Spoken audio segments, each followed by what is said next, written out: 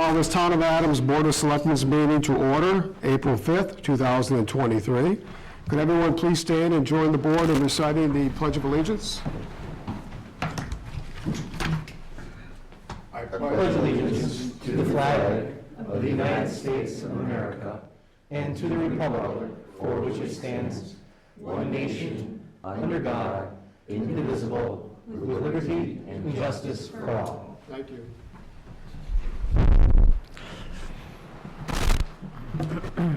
First item on the agenda is approval of minutes. We have three sets.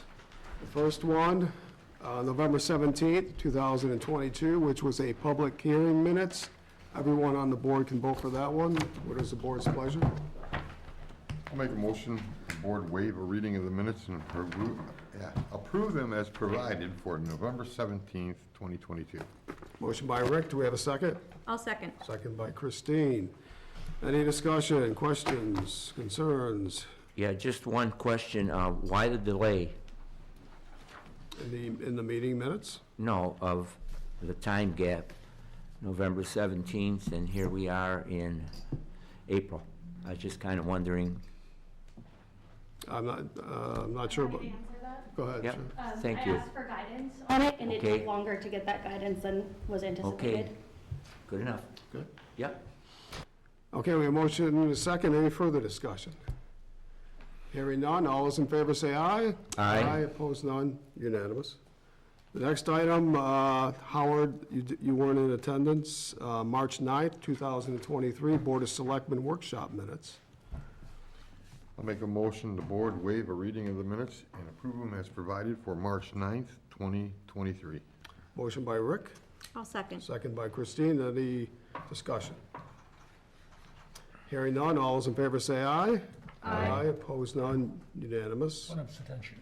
And Howard abstains. And the third set of minutes from March 15th, 2023, Board of Selectmen meeting minutes.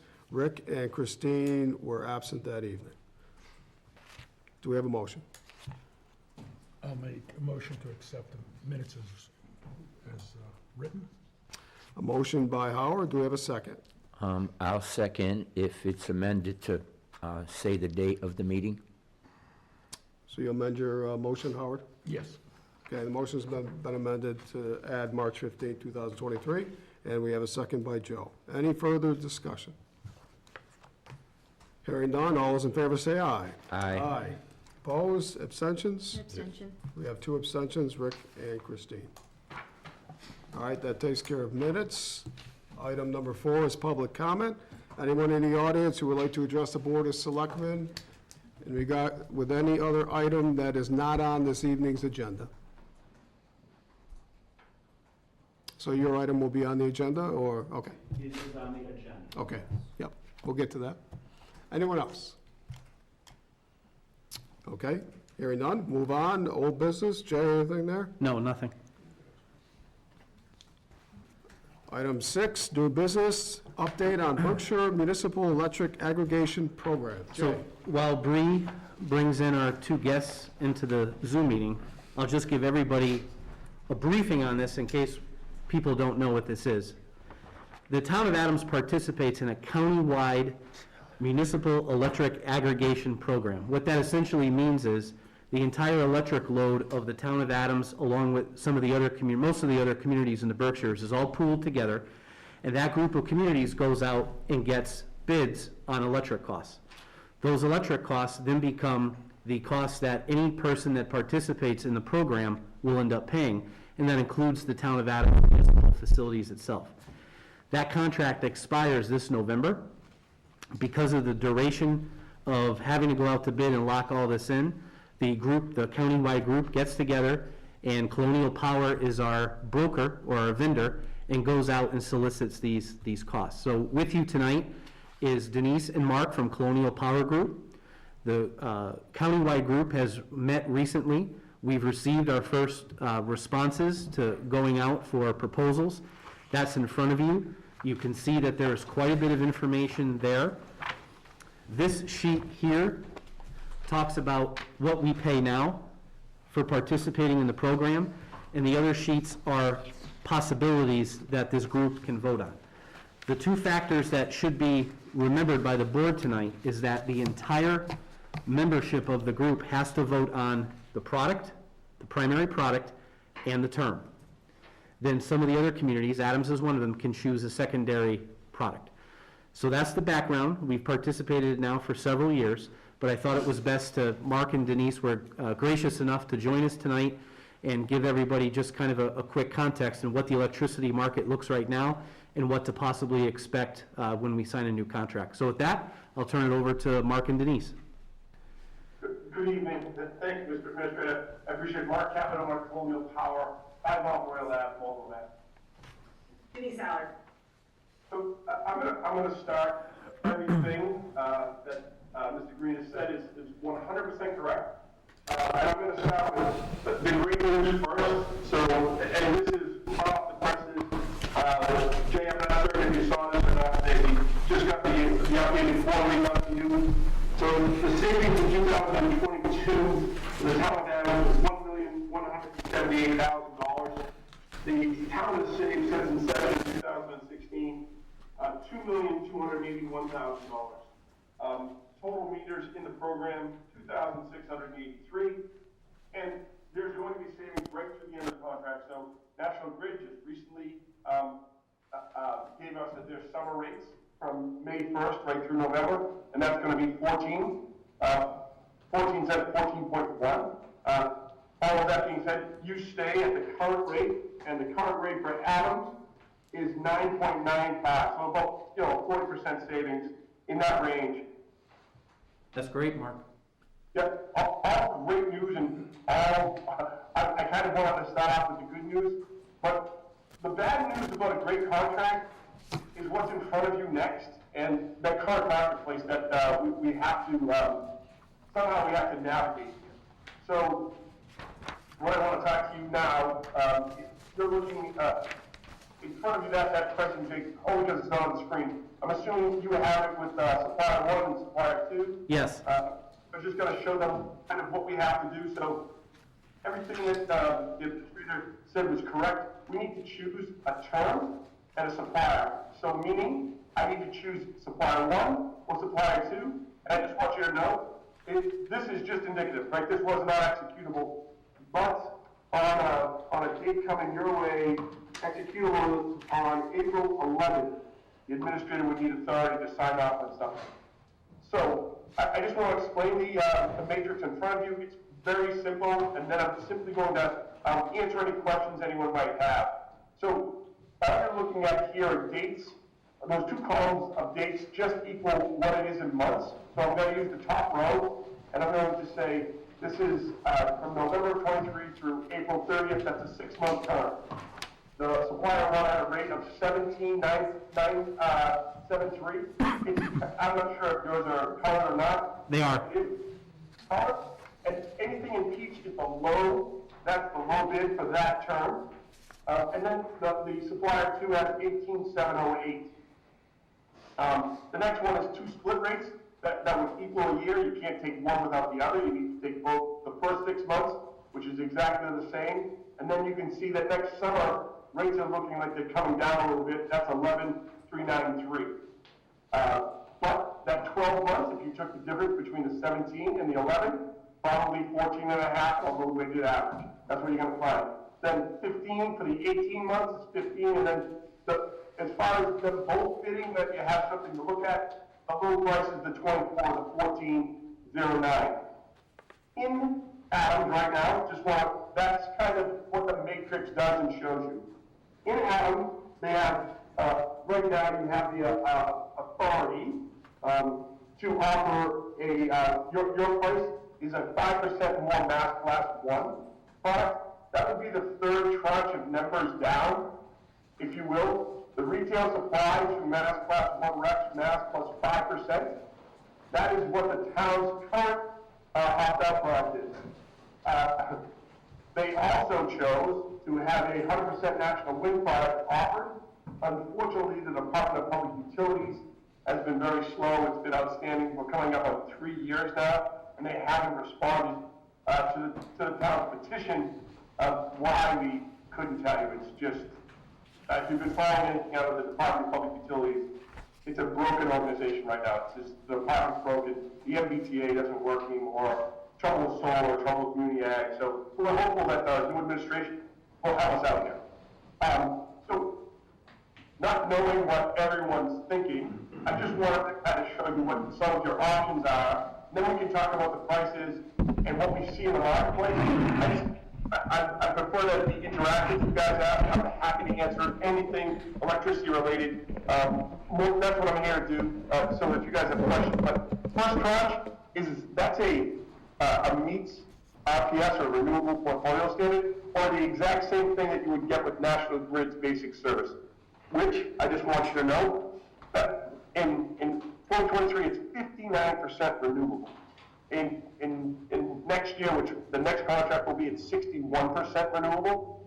The next one down is a 100% renewable product. What we do is we take the what is going to be the 59% renewable plus 41% national wind, getting you a 100% renewable product. I just want to see, do you happen to know if the product in Adams is, it's the 100% wind, so is it over the amount? The current product is probably over, the one that they can't offer, the optional product is probably over 100%, because when you secured that 3 years ago, the mass minimum renewable requirement was a lot less. It was like in the 20% range, so the town purchased 100% national wind, so you're probably at 120% renewable. But now that Massachusetts has raised up that minimum percentage to 59%, we're just gonna add the 41 to get to 100, so you don't have to buy, 50% more. If you were to go with that, you don't have to buy 50% more national wind recs and run up the price. If that makes sense. When I say, I forget, and I make sure you'll feel free to call me out on all my mnemonics. When I say Mass Class 1, what are you saying there? That's a renewable project built after 1997, qualifying in Massachusetts. Most of them are in Massachusetts, but there are some in New York and New Hampshire and Vermont. I'm going to keep going down the list here. So it just goes 5% more of those local recs, if you will, and then the next page, 45, 50, and then the bottom one is, I want to make sure I have this correct, is 100% Mass Class 1s, and you can see as you begin to load on more and more renewables, pricing starts to really escalate up. So and I apologize, I don't see you at all, so I'm just wondering if you have questions, if I could answer something, what's going to happen or so forth, happy to explain. So thank you for all that information, but I'd like to take a step back, if you don't mind. Sure, absolutely. The current situation, the current rate is a very favorable rate to the town of Adams plus 9 other communities that have the same rate of 0.0995, which is coming to an end. How many years was that for, Jay? I believe that term was 3. It was a term of 3 years, so it was a very good rate that the board and the town administrator decided to go with. And several other communities, there was a few that had a cheaper rate. But now that time frame is up, we have to choose the best rate we can now. And what is that time frame? When is this current plan up, and when does the next one start? Excellent question. So the contract ends with your November meter read. Okay. So the way it works for us retail, the utility, we all have the old spindle right now. There's no way for the utility to say when we use the energy. So on the meter read, we would just switch from whoever the supplier is to whoever the winning bidder is. Right, okay. So you went through several scenarios for the next term. Would that be a 3-year term? Is that the normal? Well, It's based on plan, right? Yeah, well, to be honest with you, it's really, we're looking at the energy curve here. Yeah. And all I would say, as I'm looking here, I don't see a lot of value from the 24 months to the 36 months. So in supplier 1, and I'm just looking at the meets RPS in the first tranche. At 24 months, I see 14,097. For a half a penny more, I could go up another 12 months. it's really not that much different, and given the kind of the choppy, inflated market right now, it has come way down. I want to say that way, way down. We're up over $300 a megawatt hour. If you were not in the program, I'm telling you, you would have known it in Adams this winter because the price was $33,891, almost 34 cents. So from my standpoint, I'm looking somewhere at 24 and maybe 36, but I'm not certain that the value is there for the 36, where, you know, maybe out there, maybe some offshore wind comes in and starts to drive down some wholesale electricity prices in Massachusetts.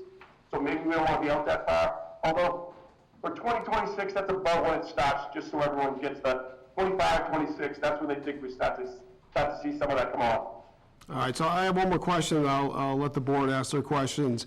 When you had your opening, you indicated that the town of Adams has saved $1 million here, $1 million there over the 3-year term of their previous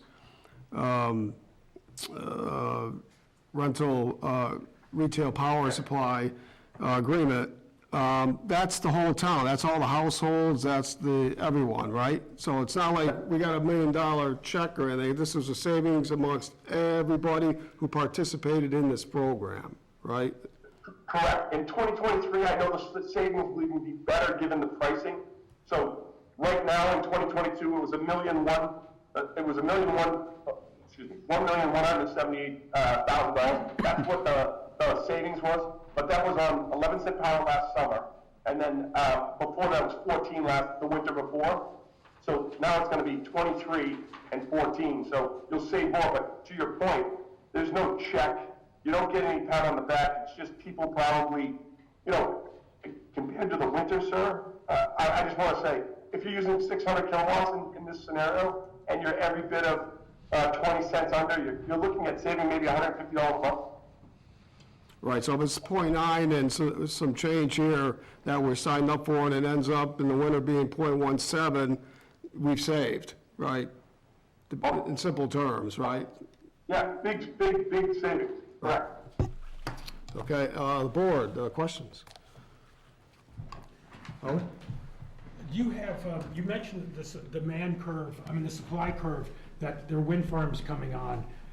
But based on, what is it, lead time for getting capacity on? It's like 3 years to 6 years, right?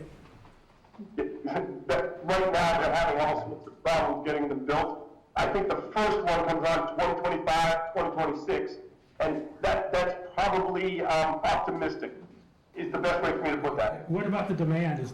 With electric cars coming onto the grid, is that going to place the big load on it and then drive prices up? So we have this back and forth between tremendous amount of generation coming on offshore wind, but everyone wanting to get to electrifying I just don't know how quickly we'll be able to move towards electrification of the fleet. You know, places like Cambridge and Brookline, they want to electrify everything tomorrow just to get rid of any kind of carbon. So how quickly we can get there, I wouldn't speculate. I would say that you get your beginning of offshore wind, 25, 26, and then it keeps coming on every 2 to 3 years, more chunks, another 1,600 megawatts and so forth. I couldn't, the question is fantastic. I guess by 2030, you're going to have a tremendous, I think 2035, sir, is, if I remember correct, is the last time we can buy a combustible engine car in Massachusetts. So things are going to change. I'm not going to use the word rapidly, we're in 2023, but that's only 12 years away, and you can no longer own you can't buy a new one, I should say. To give you an idea, it's a massive amount of electricity needed to electrify what I'll call cars and trucks and so forth. So what time period are you going to recommend what period of time are you going to recommend that we negotiate for? So in front of the group, we were going back and forth. Again, my job is just to say, right now, when I look at it, and I think it's important to also show my eyes are going here. 12 months, so we're looking at an extremely flat curve. 12 months, 14.5, down, 24 you get to 14.1, and then at 36 months, the best we can get is 14.5 again. So it's very flat right now, but I do want you to understand, none of the residents realize that you have sheltered them this winter. They're only going to know that in December, when they get their bill, that their electricity went up, in this scenario, about 40%. They don't know that you've shielded them, tremendously the last 3 years. They haven't experienced it. So for them, the end user just pays their bill like they normally have, and everything's been great. So I would, if it was me, and you're asking that specifically, I'd be looking between 24 and 36. I'd just like to hear if people are comfortable going out 36 months. But my thing is I don't know if we need to go 36 months on this one, on this contract. I'm not certain. It wasn't like the last contract where if I could have done 5 years out of it, I would have. So Jay, there's no parade for the select board or town administrator? Sadly, there isn't. Okay. But we'll continue to move ahead with the program because it's working, as it's designed to. And I mean this honestly, I do expect that you're going to have savings moving forward. I believe, the basic service rates are a little bit, not a little bit, they're dysfunctional. So it's not something you want to be part of any longer. And here's the great news. I'm not certain if I mentioned it, if I didn't, I was deficient. This program is an opt-out program, so the town is only bringing a choice. So you signed a 24-month 14097. You're under this coming winter. Next summer, their rates just tank, and they go down to 9 cents. Anyone that didn't want to participate in the program has every right to opt out of the program. No fees, no penalty. The following winter, the rates go back up to 19 or 20 cents. They get off right back into the 14 cents. So this is what these programs have delivered, the stability that people are looking for. In your scenario, in the last 36 months, most people haven't moved, just given the low rate that's been there. But it is their right, and we're happy to help try to educate if a scenario like that comes along. Is there a minimum participation rate required for the contract? None. All that risk is borne by the supplier. Any more questions, As long Howard? as the contract is good, everyone in town could opt out. Just 1 second, let the board speak, then I'll have it come up. Nobody back here can see what you're looking at. Okay. It's just 2 members that are speaking, but it's hard, I think, to turn that screen. There's no data on the screen. It's only audio. It's just We are all looking at it. yeah, We don't have individuals. the same benefit. I know you have charts in front of you, we don't have those either. I don't know that you want to let me share I could pull up on my screen if you wanted me to share my screen, but I don't know if you want to do that. So that they can see it on the big screen. Go ahead, Mark, you can share it. We can turn the Yes, screen. absolutely, we can turn it. You won't see the board though, Mark and Denise, just be advised. Oh, perfectly fine, that's perfectly fine. Thank you for asking that question. You should be able to share, Mark, that should be permitted. Yeah, okay, I'm just gonna share screen. I'll move the podium a little ways away for now. I got it. Everybody see? You're gonna pull the data cord out. I'm hoping you can now see. All right, here we go. So you're going to share your screen, correct? I think I did. Well, I hope I did. You're just gonna show I'm us. gonna just, that's 100%. Maybe I can, that's about as big as I can get it so everyone can see it on, and those are the rates that we're discussing. So I'm just gonna quickly, I'll use my pointer here. The 12 month right here is 14,554. The 24 month is 14,097. A different supplier has a 36 month, supplier one didn't want to bid that, but the rate is 14,554. And that's what we're talking about, a meets RPS or a basic service. Now, the town's program is actually down, that you're currently offering, is down in tranche 3, and that would be a 14,771 for the 12 month. For the 24, we're looking at 14,3009, and over on supplier 2, it's 14,740 for the 36 months.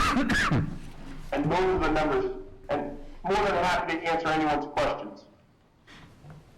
Okay, I'd like to always let the board ask your questions first, then we go to the audience. Christine, do you have any questions? I do. So I just want to make sure I'm reading this correctly. So if we were looking at a 24-month term, that would give us supplier 1. If we're looking at a 36-month term, we're looking at supplier 2? That's correct. Okay. And it looks like it's not favorable to go with the half-year option of like an 18 months or 30 months, because the price does go up from even the 24-month. And just so you know, there's no magic in that. You're just catching the biggest driver for all of us is what we call winter, right? And that's December, January, February. And all you do with those, I'm going to call it shoulder, the 18 or 30, is you pick up the other winter, but you don't have the rest of the year to help drive down the price. Okay. So no magic there, but just the way it works. Okay. And then, we're looking at the National Grid, I guess, chart here, so that we are in a group of 12 communities that are on National Grid. If I look at our sheet, because there's 17 communities who are part of the collective Berkshire Communities group, but 6 of them are with, gosh, what's the other one? Eversource, Eversource. I know, it has a different acronym here and it threw me off. Western Mass Electric Company. Which is old. So out of the other 11 that are with us with National Grid, have they indicated which term length they're looking at? Just curious. I can only tell you that what we discussed was the 24 and the 36, ma'am. That nobody was like, hey, let's get out there a little bit, deliver the stability that the communities are used to, but nobody was certain between 24 and 36. And Mr. Green, if you have a different take, feel free to speak up. No, that was the same, Mark. That was the tenet of our conversation. And are they leaning toward a particular product? No. Okay. In there is the great news, right? You get to choose any product you want. Adams gets to choose their product. However much green they want or as little green as they want, you can choose anything. We just have to say, we're going to go with 24 months. If it was 24 months, we would take supplier 1.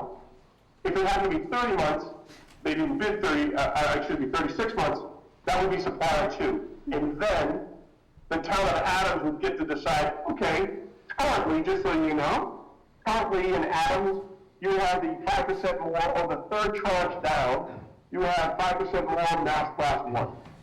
Okay. That's what you have. We would also choose an optional product. Let's just say that the department got around to issuing orders. When the order came out, we would be able to offer people that product as well. Whatever the town decides. You good? I'm good, thank you. Rick? I have nothing. Joe? Yes, I have a few questions. I was wondering, as was just previously mentioned about, I'm more concerned with Adams and we're with National Grid. And I was kind of wondering, now, an aggregate, the more people you have, the more money you make as an aggregate, because you're getting cut rate prices to the people that sign up with you. They're getting, quote, a better deal. Is that correct? The more you have, the better off it is for you within a pool? So I just want to make sure I'm answering this correctly. Are you saying the more load I have, the more money I get? No, the more communities that you have in the aggregate is better for you, correct? It seems obvious that it would be, right? That's correct. That's a correct statement. Okay, now, I have solar on my home, and any electricity that I make and I don't use goes back into the grid. Do you have anything like that? They're called SRECs, and I see you have RECs. Do you return any of your energy that you're making that isn't used by the communities in National Grid, go back out, and you're able to get money back from the electricity that's returned? So, believe it or not, we don't generate electricity. We work on behalf of you to get these Okay. suppliers that generate the electricity to drive down the cost as far as we can. Okay, and I have more questions, but this will be my last. So National Grid and I think it's Eversource now, it's booked here as Western Mass Electric Company. I'm not sure if that's correct. But now, this, all of the regulations, these are under the federal auspices, right? Public utilities?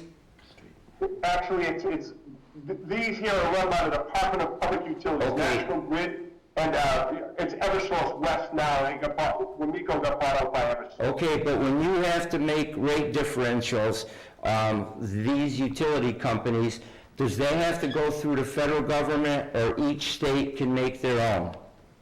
Each state makes their own rules. Okay, so each state will make their own rules. Okay, so that's interesting to me. So when the prices were very high during the winter months, did you do anything to lobby our state to say, hey, these are way, way too much, and the people are really getting beat down by these prices? Because it was obvious to me that these prices fluctuated at a high rate during the winter months, where these companies could accrue more money. And then as the heating season began to decrease, there was a precipitous drop in electric prices that were spurred on by people, of course, who were just tired of paying these high costs. Did you do anything as an aggregate to talk to the state government and say, hey, let's do something to lower these prices because, the people are getting beat? Or did you just go with the flow, knowing that the higher they were, the more money you would possibly make as an aggregate? So believe it or not, that is set by the Department of Public Utilities. Okay. And I know everyone, I'm one of them, I live in a national grid community. And the way it works is that the utilities don't even have any skin in the game. They do exactly what we do, so they go out to bid twice a year. They purchase energy on your behalf if you're on basic service. And they buy 50% of their needs for 12 months for the residential customer. 6 months later, they buy 50% of their needs, and then ladder those two purchases to get a buy. And unfortunately, given and I'm not advocating one way or the other, we have a natural gas capacity issue in ISO New England. And when Putin invaded the Ukraine, they were just concerned that they weren't going to be able to heat their citizenry, so they would pay any amount of money for what I'm going to call LNG. Well, believe it or not, ISO New England, we have such a natural gas capacity issue. We compete with other countries for that LNG. So to get it here was brutally expensive last winter. I'm saying to you, brutally expensive. The highest price we've ever seen before for our national grid was $16.4. You double that, we were more than double that last winter. So it's not something I could lobby on or even have the conversation. I will tell you, the Department of Public Utilities, given the large spike, has opened up a docket looking to explore other ways to procure basic service on behalf of the customers that are still on basic service, sir. Okay, and last question. So I'm ascertaining through this discussion that it's the public utilities that set the rate? Who sets the rate? Somebody has to set a rate. So who is the rate setter? The rate setter is the utility. Okay, so the utility, would the utility be National Grid in our case? For electricity, that is correct. National Grid is your utility, your electricity utility. Yeah, so the problem with it is these corporations, these companies pretty much have a monopoly on what they can do for cost setting. And we see that in Berkshire County quite frequently with communications and other things. So, something needs to, I feel, be done to kind of quote, break up a monopoly. And that's just, I don't need an answer to that. That was just a comment, and that's all, Mr. Chairman. Thank you. Anyone from the audience has any questions? Okay, I'd like to turn it over to Town Administrator Green to provide us with the next steps in this process. So we're meeting, the group meets on April 11th. We'll be voting on what you have in front of you, but in a sharper number. It won't be the exact numbers. This is indicative pricing, is the market, these are futures. We're working on futures, so it won't be exact, but it'll be somewhere in that area. Your next step is to, as we've done before, is to authorize the town administrator in order to vote on that with the balance of the county. April 11th is the day that we'll have that pricing, and we have a very short window to act because that pricing changes within hours. So 3 years ago, you did negotiate with other communities a very good rate, and it's going up. It's going to be higher this time. That was the reason why we wanted Mark and Denise to present tonight, because no matter what the group chooses for a product, the electricity costs will be more.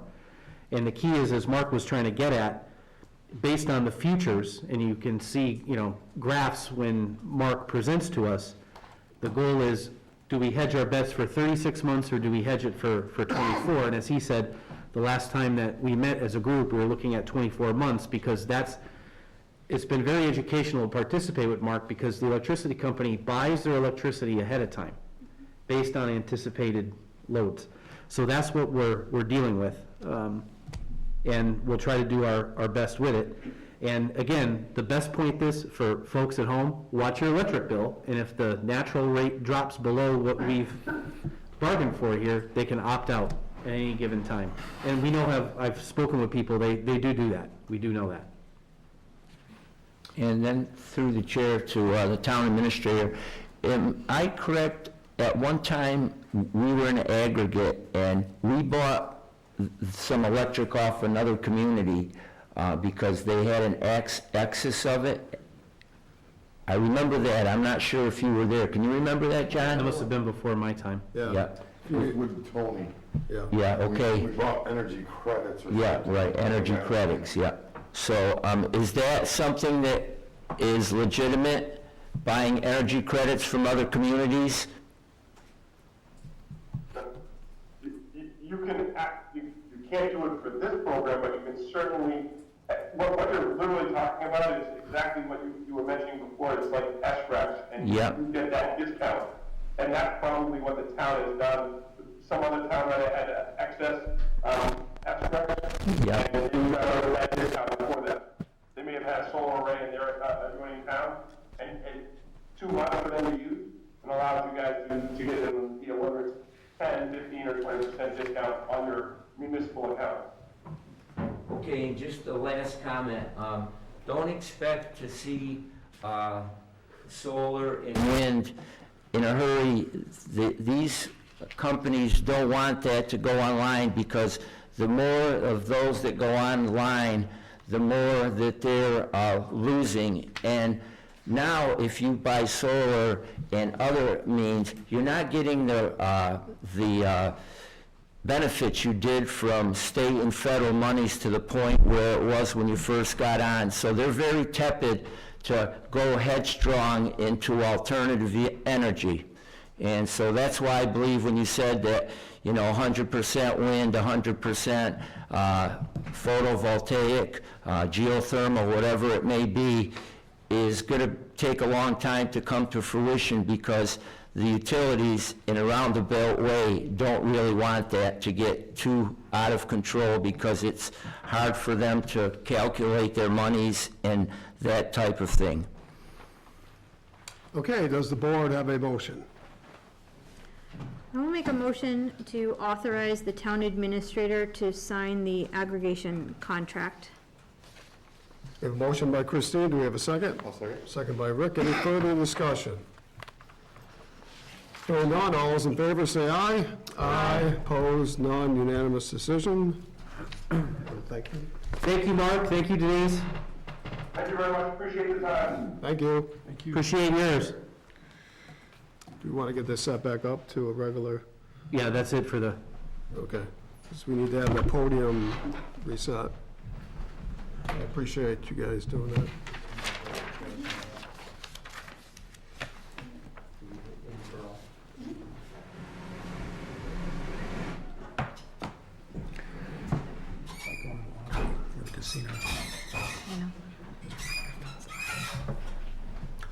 There everybody is. Everybody was hiding back there. All right.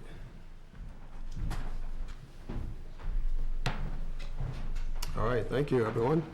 All right, next we have review and approve seasonal liquor license renewal application for Poseidon Coffee, 3 Hoosick Street, Adams. I'm going to hand this over to our licensing subcommittee chair, Vice Chair Hoyt. Thank you. So before the board tonight is a seasonal liquor license renewal for Poseidon operating at 3 Hoosick Street. Todd Fiorentino, who operates Poseidon Coffee, is here and can answer questions. To remind the board, the all alcohol license was approved late in the year last year and expired December 31st. Of last year, and so now here we are in the month in which we can take up a seasonal liquor license. Town Council has reviewed the application for the renewal and has told us we can move forward with reviewing it tonight. And this would, after here, this would go to the ABCC for their approval before operations could commence. And I think in your packet or at your seat this evening is just a copy of the renewal license paperwork. I do have to just mention to Todd my apologies for not catching the common vic license that you had checked that off as part of your renewal. So we didn't put it on tonight's agenda, so we'll have to take that up at our next meeting. But that's the food operation. I know that you do some snacks as well when you open up the coffee shop. So I apologize for missing that, but we will take care of that at our next meeting. But the all alcohol renewal is in front of the board. And if you'd like, I can have Todd come up and answer any questions if anybody has them. Yeah, Todd, do you mind please coming up? Just mention your name for the record. Yeah. Thanks, Todd. Todd Fiorentino, owner of Poseidon Coffee at the Visitor Center. And we did place conditions upon the license last year, the renewal. The conditions included an updated lease, which has been signed, parameters in which the alcohol would be contained, the liquor liability insurance, naming the town as additionally insured, and I may have missed a couple of others. Tips and crowd control. Yeah. Thank you. I'm so glad you've remembered all of those conditions. That's fantastic. the conditions of the seasonal liquor license were incorporated into his lease as well. Correct. Any questions you have, or? No, I'm looking forward to the new season. You know, we've started serving coffee down there and people have been very receptive and it's been going great. You know, people love the product, so I'm just happy to be here. Okay. Any questions from the board? I just have one question. You know how I'll vote, and once again, it's nothing of you. But I noticed you were there at the Thunderfest. I didn't go over to get a coffee. Usually I would, but I'd already had one, so I didn't want another one. And so I don't know, you weren't selling liquor at that time, just coffee? Were you selling any liquor? No. Okay. Just would like to know. Okay, thank you for your honesty. Any other questions from the board?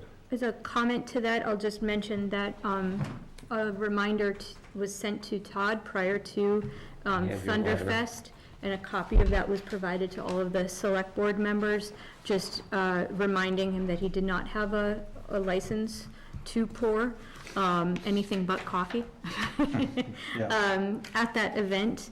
And then also just some general reminders, and I'll mention it here, that, you know, it was brought to my attention, and maybe some others' attention, not sure, that there was some Facebook posts, I believe, about happy hour pricing, which is not permitted by the state of Massachusetts. You can't actually offer discounts on alcohol, and that there was some postings about extension of your hours of operation.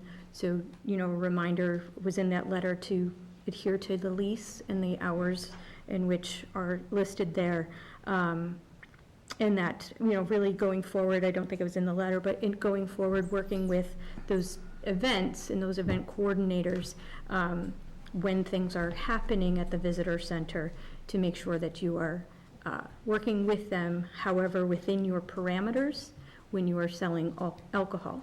Because a lot of those groups are leasing out the space that is not yours, that is the visitor center, and that's what their license would cover, and your license is actually only good for the parameters that are set. Yeah, I understand that. I've worked with Pro Adams and some of the other groups, and they had some good ideas about stanchion setup and different things, which we've done, and that's helped to organize sort of the flow of things.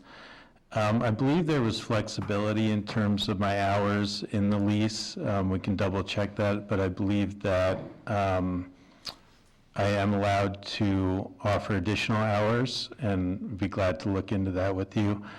Regarding happy hour pricing, I appreciate the reminder.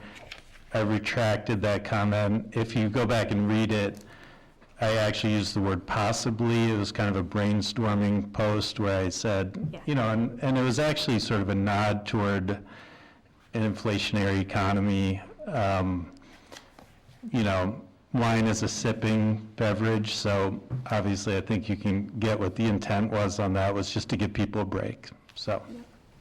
And I don't have the lease in front of me, but I think your hours are set between 7 a.m. and 7 p.m. And then if you wanted to extend those hours, I do believe that you have to negotiate that with the town.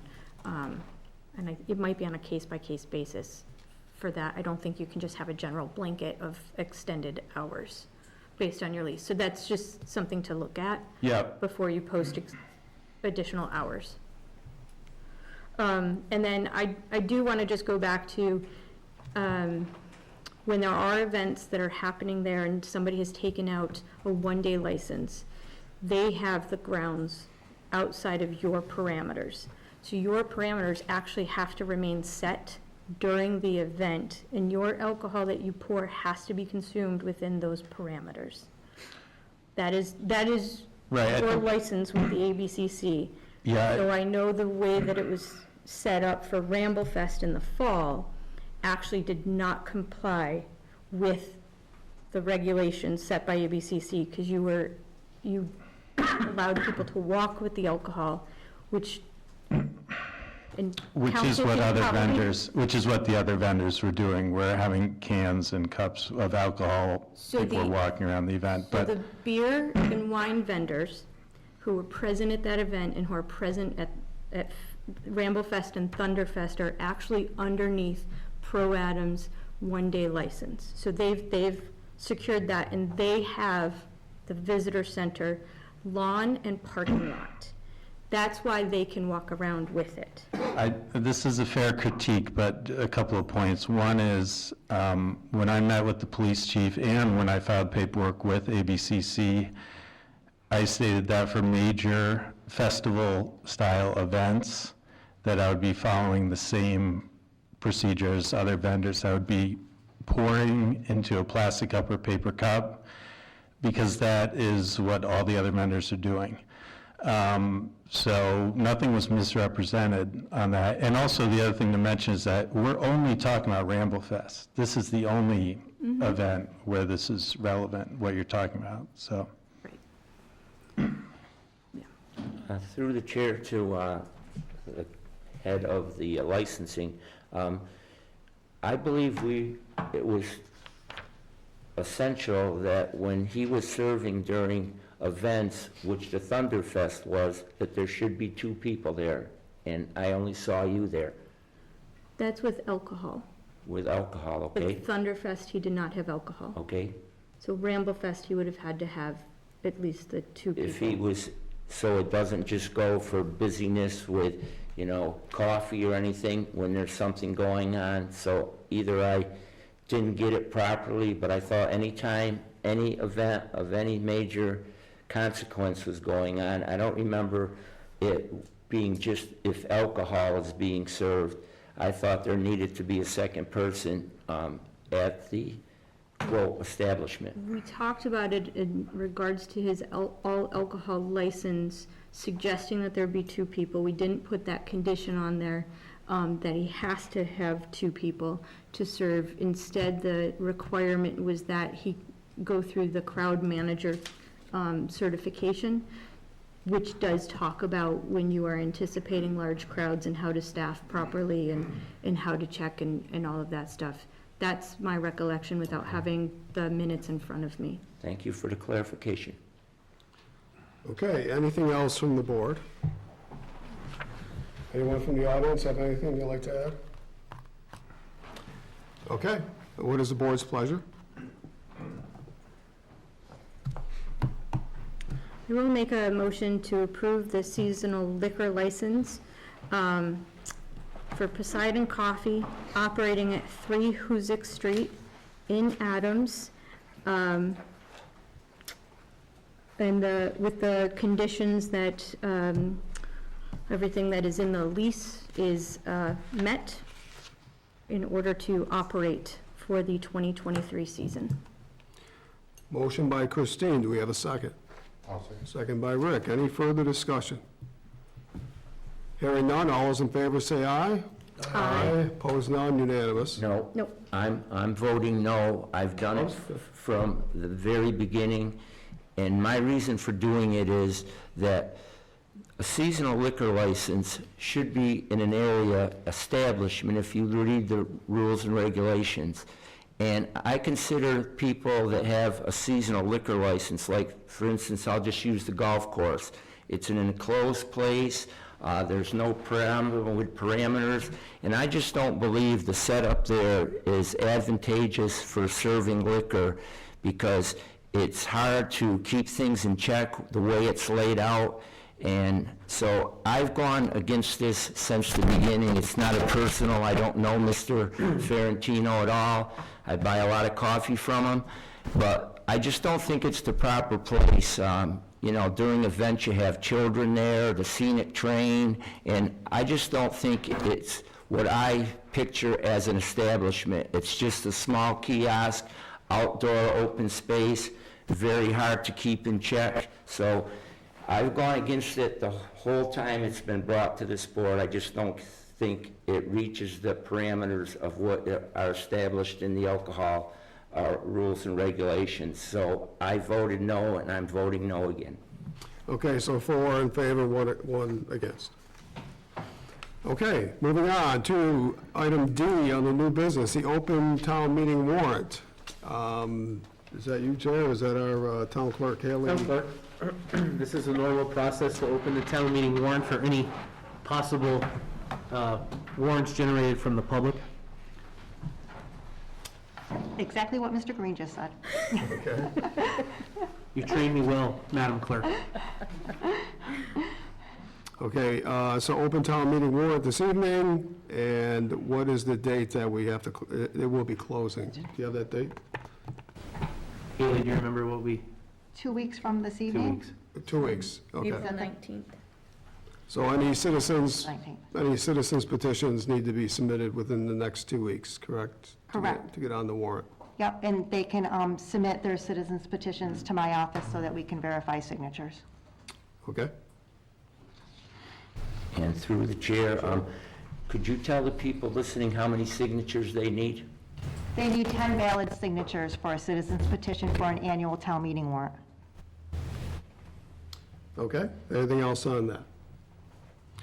Next, we have set the annual town meeting date, which is Wednesday, June 7th, 6 o'clock at Adams Memorial Building.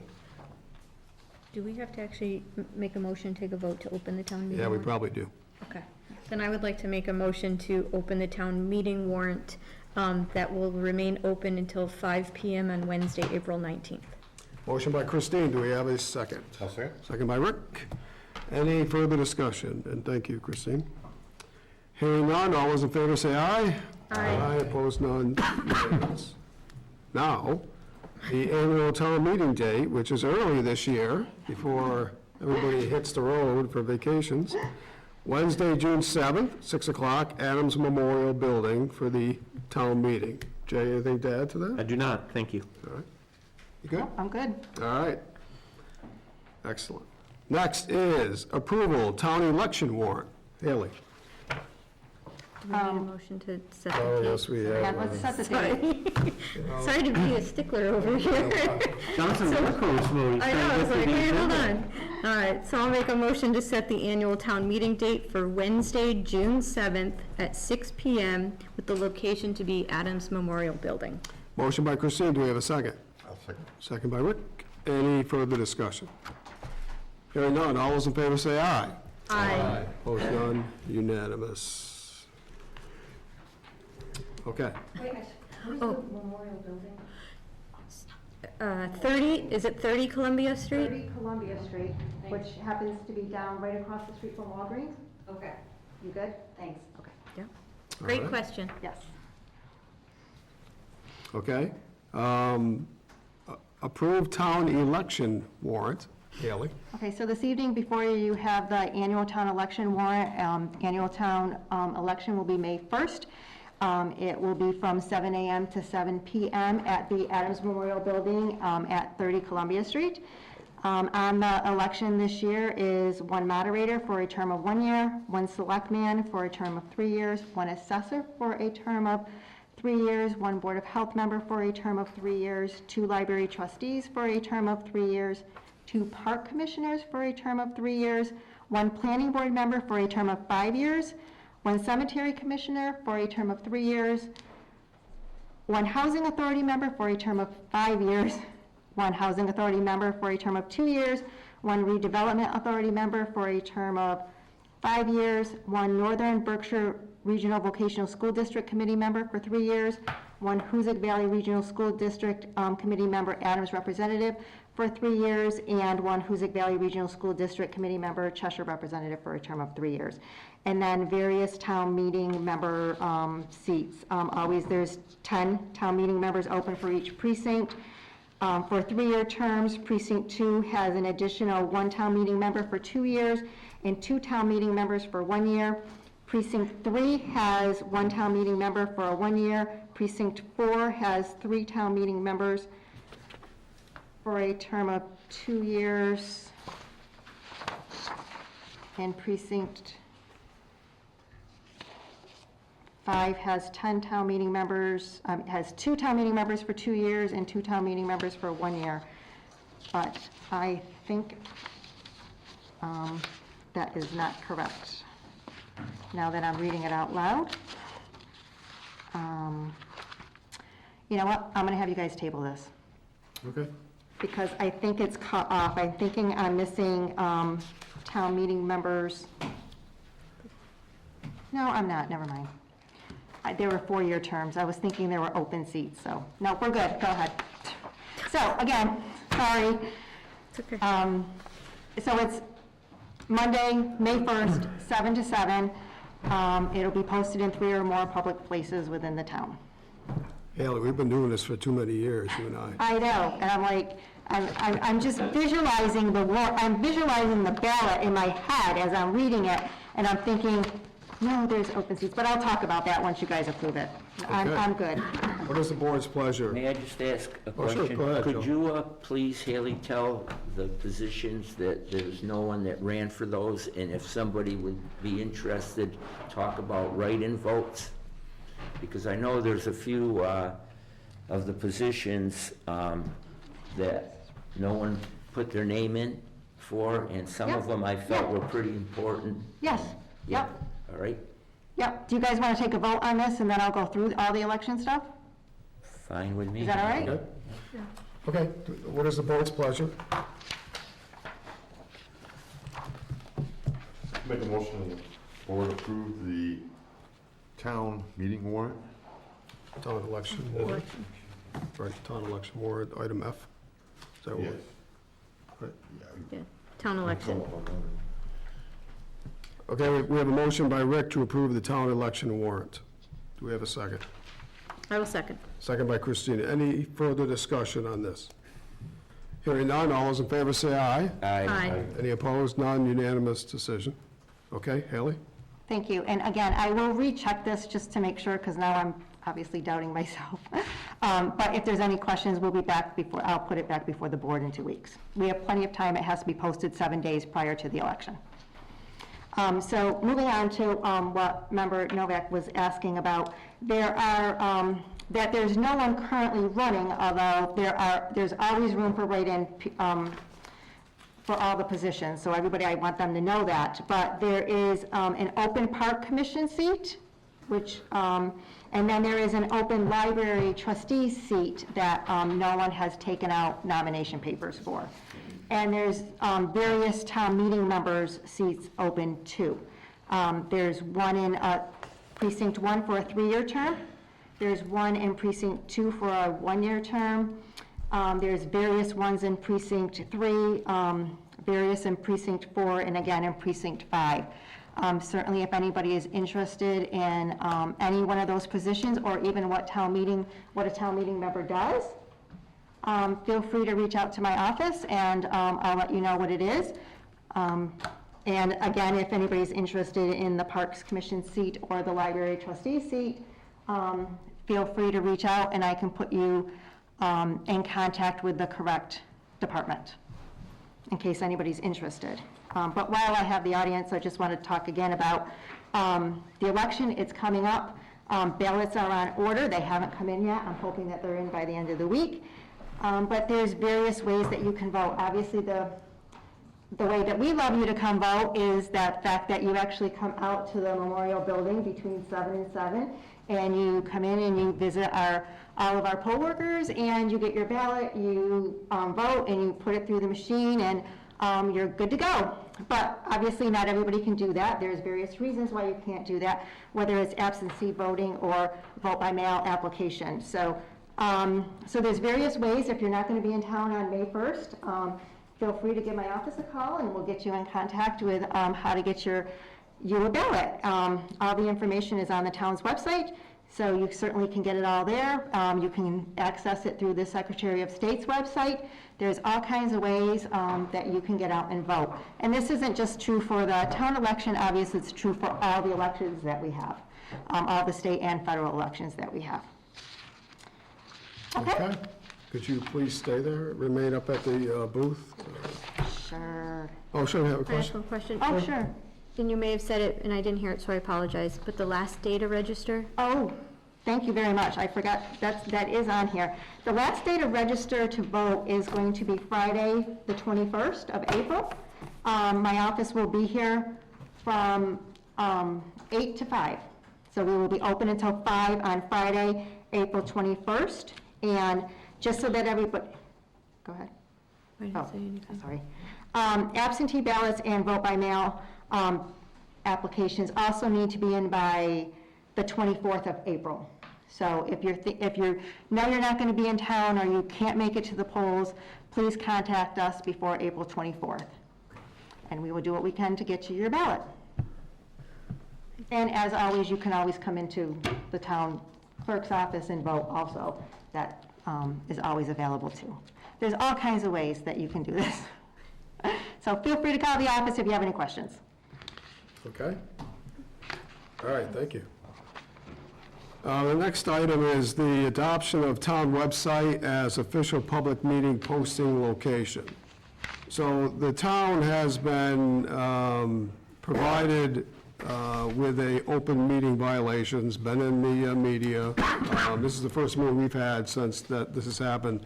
Whenever we receive a individual who has submitted information that they believe is a violation, we provide that to our legal counsel, Attorney St. John, and he investigates it, and he comes back with his recommendations. So I don't know who's the best person to explain this, Attorney St. John, if you don't mind. So, in response to the open meeting law complaint, we advised the Attorney General's office that the posting was done online at the town's website, and also for 24 hours in the police station. The Attorney General's office indicated that though we were posting notice on the website, they must formally receive a notice from the Board of Selectmen indicating that that's the designated location for doing that. So that's why it's on the agenda. You're going to be asked to adopt the town website as the official public meeting posting location, so as to make that official, and then that information will be forwarded to the Attorney General's office. So the submittal by a citizen indicated that we do post our meeting agendas across from the town clerk's office, correct? Correct. On a bulletin board. We've done that as long as I've been around here. So that's where we've always done it. And there's also a rule that it must be accessible for 24 hours a day. So the only building that is open 24 hours a day is our police department. So we also posted ours and other committees and such. All of the agendas were posted at the police station. We walk in, it's on a bulletin board there. So that took care of that 24-hour, everyone has access to it. It's probably a pretty safe place to go at 2 in the morning on a Friday if you're interested in our agenda, which some people may be. They can go there and look at it. But the state came back and indicated that the posting should be closer to your office, correct? Right, in Town Hall building, yes. In the Town Hall building is where it should be posted, not the police station, even though this building isn't open 24 hours a day. So the interim is that they are posted right now, Yes, they are, 24 hours a day, correct. with access to the public. And we are planning to order a outside equipment to be able to put these in.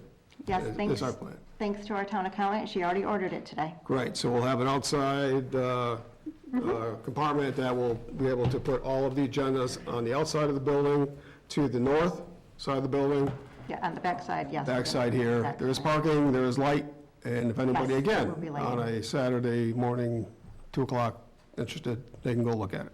Correct. Okay, so we took care of it temporarily. We have something on order, equipment on order, that we are going to take care of that. And Attorney St. John, that will take care of our issue here? Yes, it will. Okay. All right, any questions from the board on the process, how we got here? I would just like to say before you leave, I personally like to thank Ginny Duval. She's really trying to get everybody up and running as far as our town meeting members. Her Vote for Susan campaign has gone on for quite a long time, and I think it's made some inroads.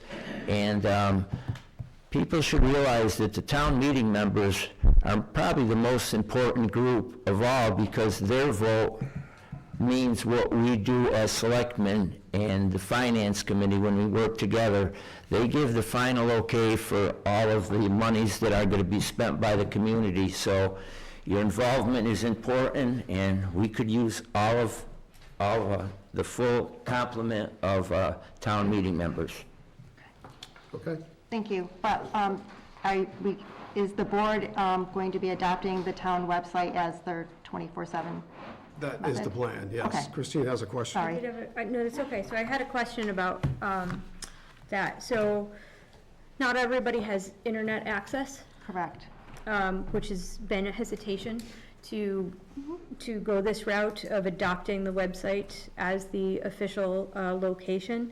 So I'm happy to hear that there's a backup for those who don't have a computer or internet.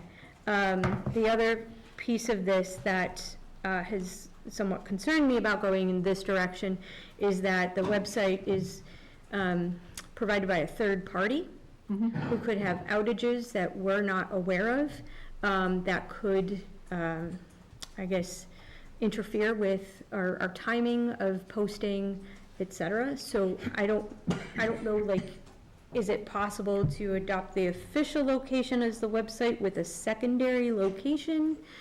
That's more of a question for, I think, town council, in the case that there is some kind of outage. And please remind me of the company that hosts our website. Civic Is it Plus. Civic? Plus. Okay. Civic Plus, like, if they were to have some technical difficulties and they go down, how do we? I Well, you guess, have several manage plans that? in place. You have the official posting on the website. That's the official notice that's going to be sent to the Attorney General's office. Then you have, if you want to call it a backup plan, but you have the plan here at Town Hall to have an exterior location where the agenda is going to be, a notice is going to be posted as well. So you're satisfying the posting rules on two different counts in case there's a failure to post it on the internet.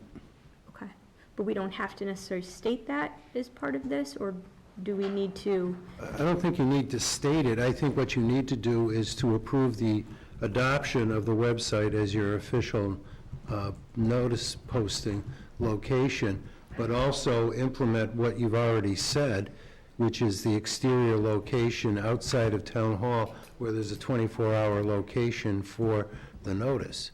That satisfies it in two different ways. Thank you, I appreciate that. Okay, any other questions? In the back of the room. Could you please come up to the podium? State your name for the record.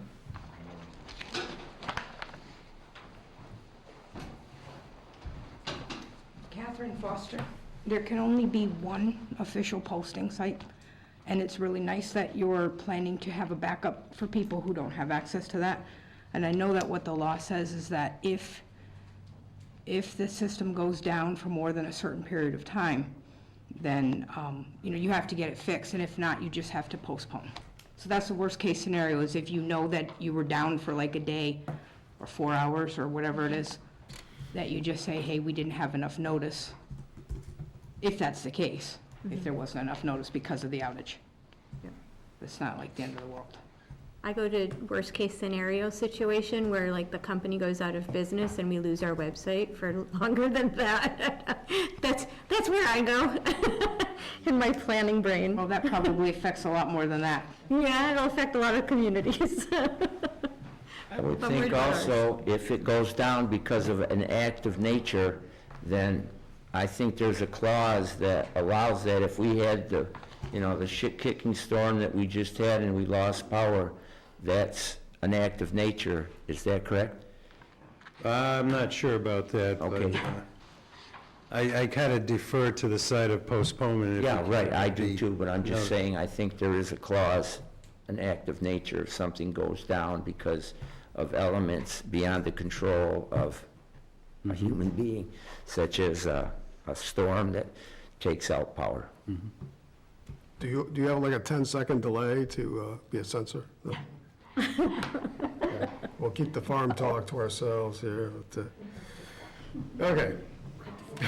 Just kidding. Right to farm community, okay.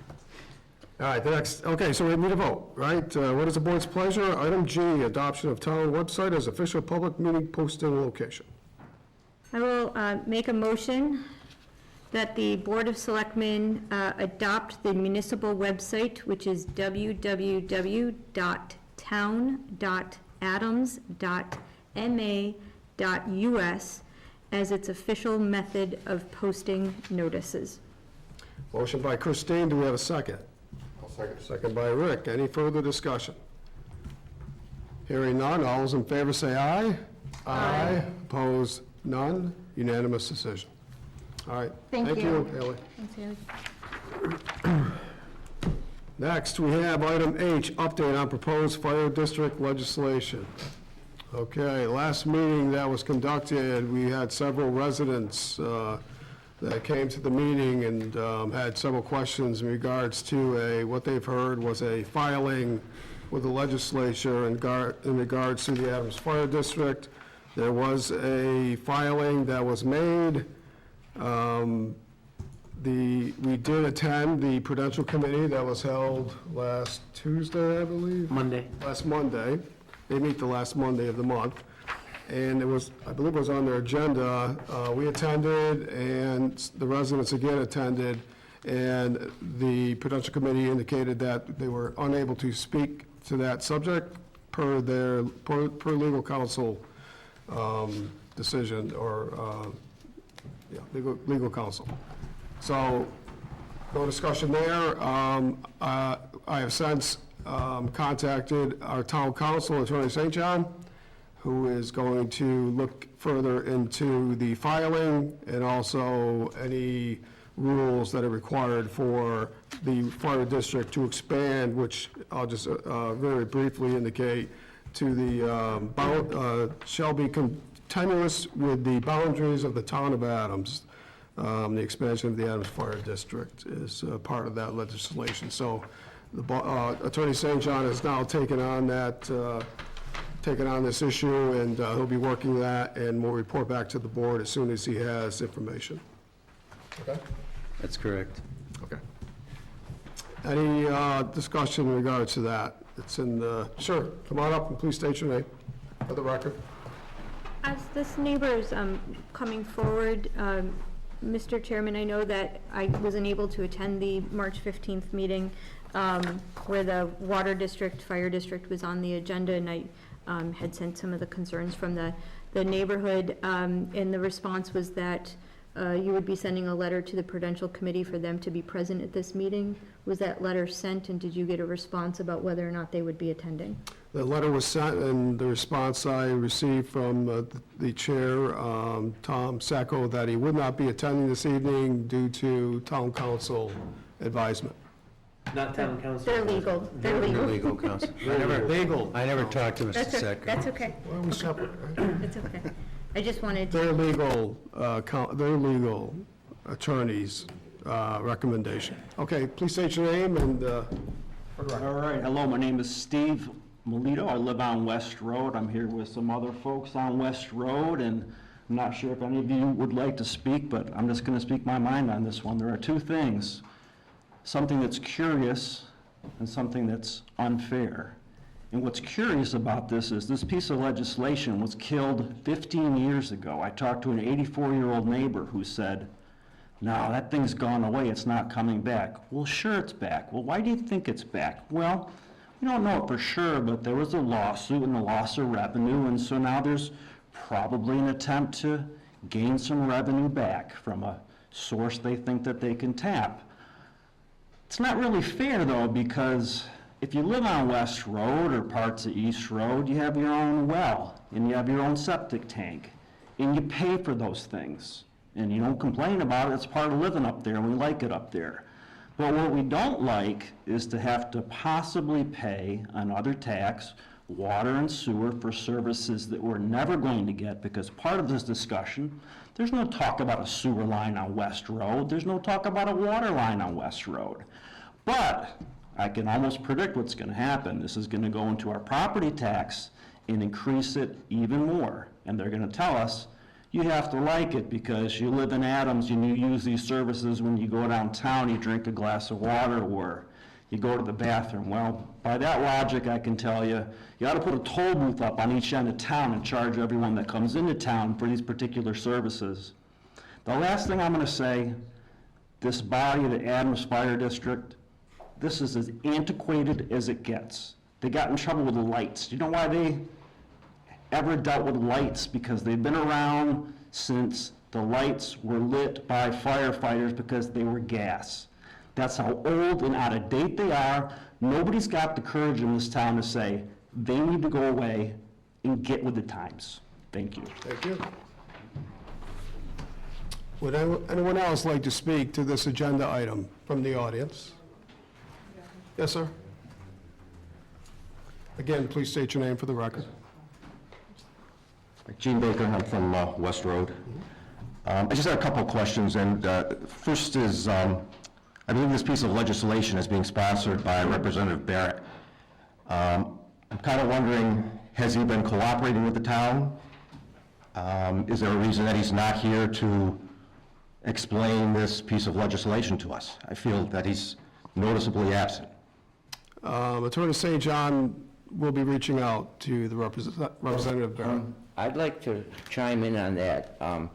As soon as I saw this, I called Representative Barrett. I know John very well, and his answer was that this was brought forth by the fire district, and he put it in because it's his obligation to do that. So he said for me to tell everybody that he has no skin in this game. He says he put it in because they did the proper things needed to get it in as something for the House to look at, because without it, nothing happens. And he said personally to me, and he said that he talked to you early on about it. Is that correct, Jay? It is. Okay. It is correct. His words to you are exactly mine. And I'll also add on top of this, in case he didn't say it to Joe, I can tell you that the only reason why we knew about it is because he called us and said, do you know anything about this at all? And my response was no. I didn't inform the board. And his response to me was, I'm obligated to put it through. So even he questioned, to a certain extent, the procedural process of it. Right, and he said personally to me, he has no skin in the game. He needs to put that in because it was appropriately done. So he's not ducking it by any means. John Barrett doesn't duck things. He'll come right out, and I feel anyway, sometime in a not such a good way, but he'll tell it like it is. And there was no attempt on his part to get the betterment of the Adams Fire District. As you mentioned the last meeting, Mr. Baker, that you looked over this situation already, and you voiced your opinion. Because I asked who was our, town council at the time, and I thought it was you, because you've been around for quite a while, and you rendered a decision. And so, if you read this, it's going to be, if this even goes anywhere, at the request, this will be a vote it has to be voted by the people of Adams in order to make this what it's intended to be. So I think you people have, the best side of it with your concerns, and since you don't get water or sewer your way, I think the people of Adams are pretty, astute at what things are, happening, and I would honestly think that the vote would be overwhelming in your favor. I can't guarantee that, but I think the people of Adams are smart, and I think they know what equality is, and what you have and what they have. That's just what I'm surmising, but once again, I talked to John Baird as soon as I saw that, and he did call our town administrator, and he said he called me before the meeting. He said you called him, and he tried to call you back, and he couldn't get you. Is that correct? His assistant called me and Okay. left a message, Yeah. and I called them back and left a message because they didn't pick up. Yeah, so we're concerned about this ourselves, but he didn't do anything that he, I don't know, I guess you could say he's forced to. When somebody brings something forward and it's done in a proper format, he brings it forward. I don't think he's made any statements about this in the House that this should be that way and that way, and I'll just stop there because I know you want more to say. No, absolutely, I appreciate your input. Thank Most you. definitely, and I thank you for that. And I don't want to reiterate what I said last time, other than I am concerned that this circumvents Mass General Law. It circumvents the water district's own bylaws, stating that when they expand, they will provide water and lighting, and there's no intention to do that. And I don't necessarily want to get into logistics of the bill, but I think there is a concern that faces not only people outside the district, but people within the district. And according to this piece of legislation, this takes effect on day one. My concern is that the Adams Fire Department, as equipped at this point, is not in a position to fight structure fires outside of the water district. They have no water delivery system. It's not unlike if the Adams Ambulance Service, and I don't mean to throw them into it because they have nothing to do with this, but if an Adams Ambulance Service said, hey, we want to provide a service to another community, but they didn't have an ambulance to cover that community. We have the same issue here. They do not have the apparatus to deliver water on day one outside of the district. Now, if the people of the town that are already within the district want to buy another fire truck, and that would be something that they would have to look for.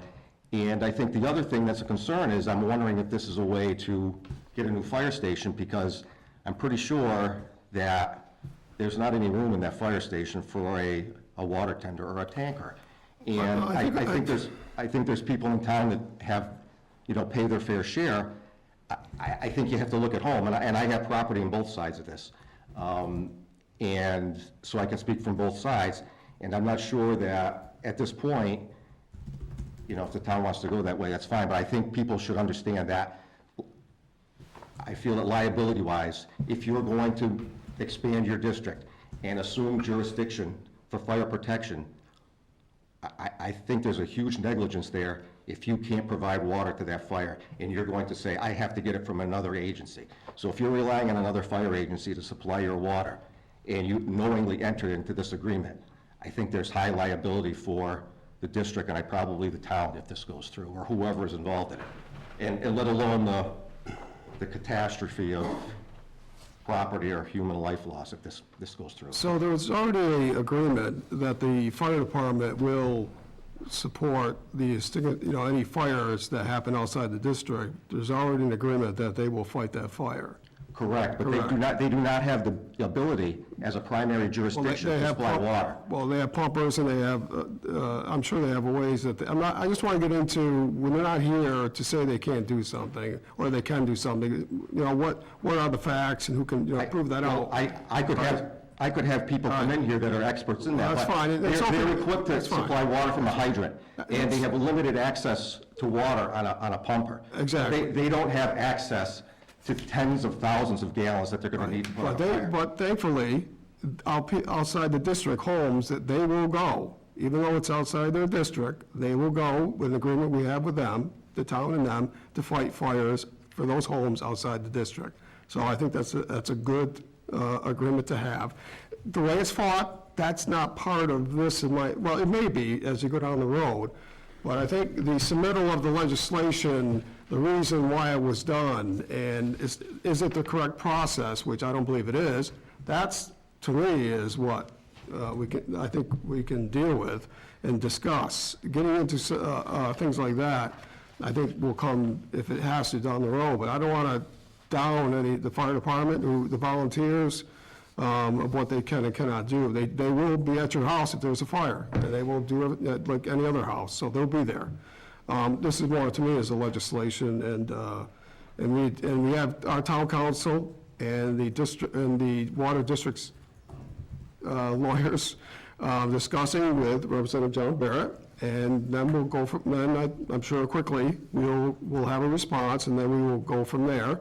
And I think we can take care of this relatively quickly with the process. I don't believe is being followed correctly, but that's my opinion. So I'll wait to hear from the legal counsel, and we'll go forward from there.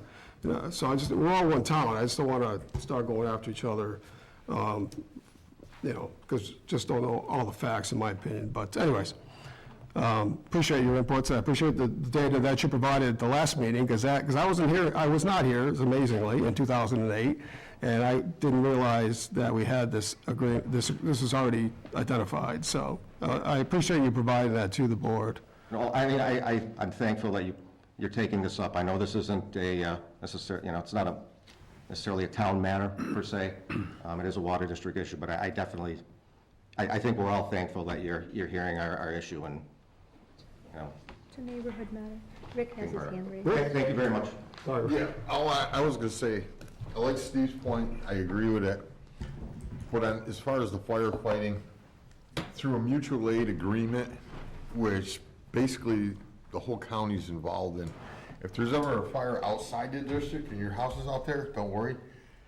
Adams Forest Wardens have a tanker truck and a tank that they shuttle to fill, and the engines will draw out of that.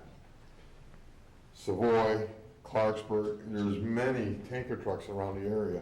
and you hear it now on a stand of a fire calling in, a fire somewhere, and they'll be calling in tanker trucks from all over. So while there may not be a line there, your house is still gonna be, the fire will be fought. Can I just respond to that to clarify my position? Please come back to the phone. My point of this isn't that they're not a capable fire department or that we don't have an agreement in place that's working. My concern is that if the Adams Fire District assumes the role as the primary jurisdiction, I think legally they are going to need to have a mechanism in place on day one to supply water to a fire rather than rely on other agencies.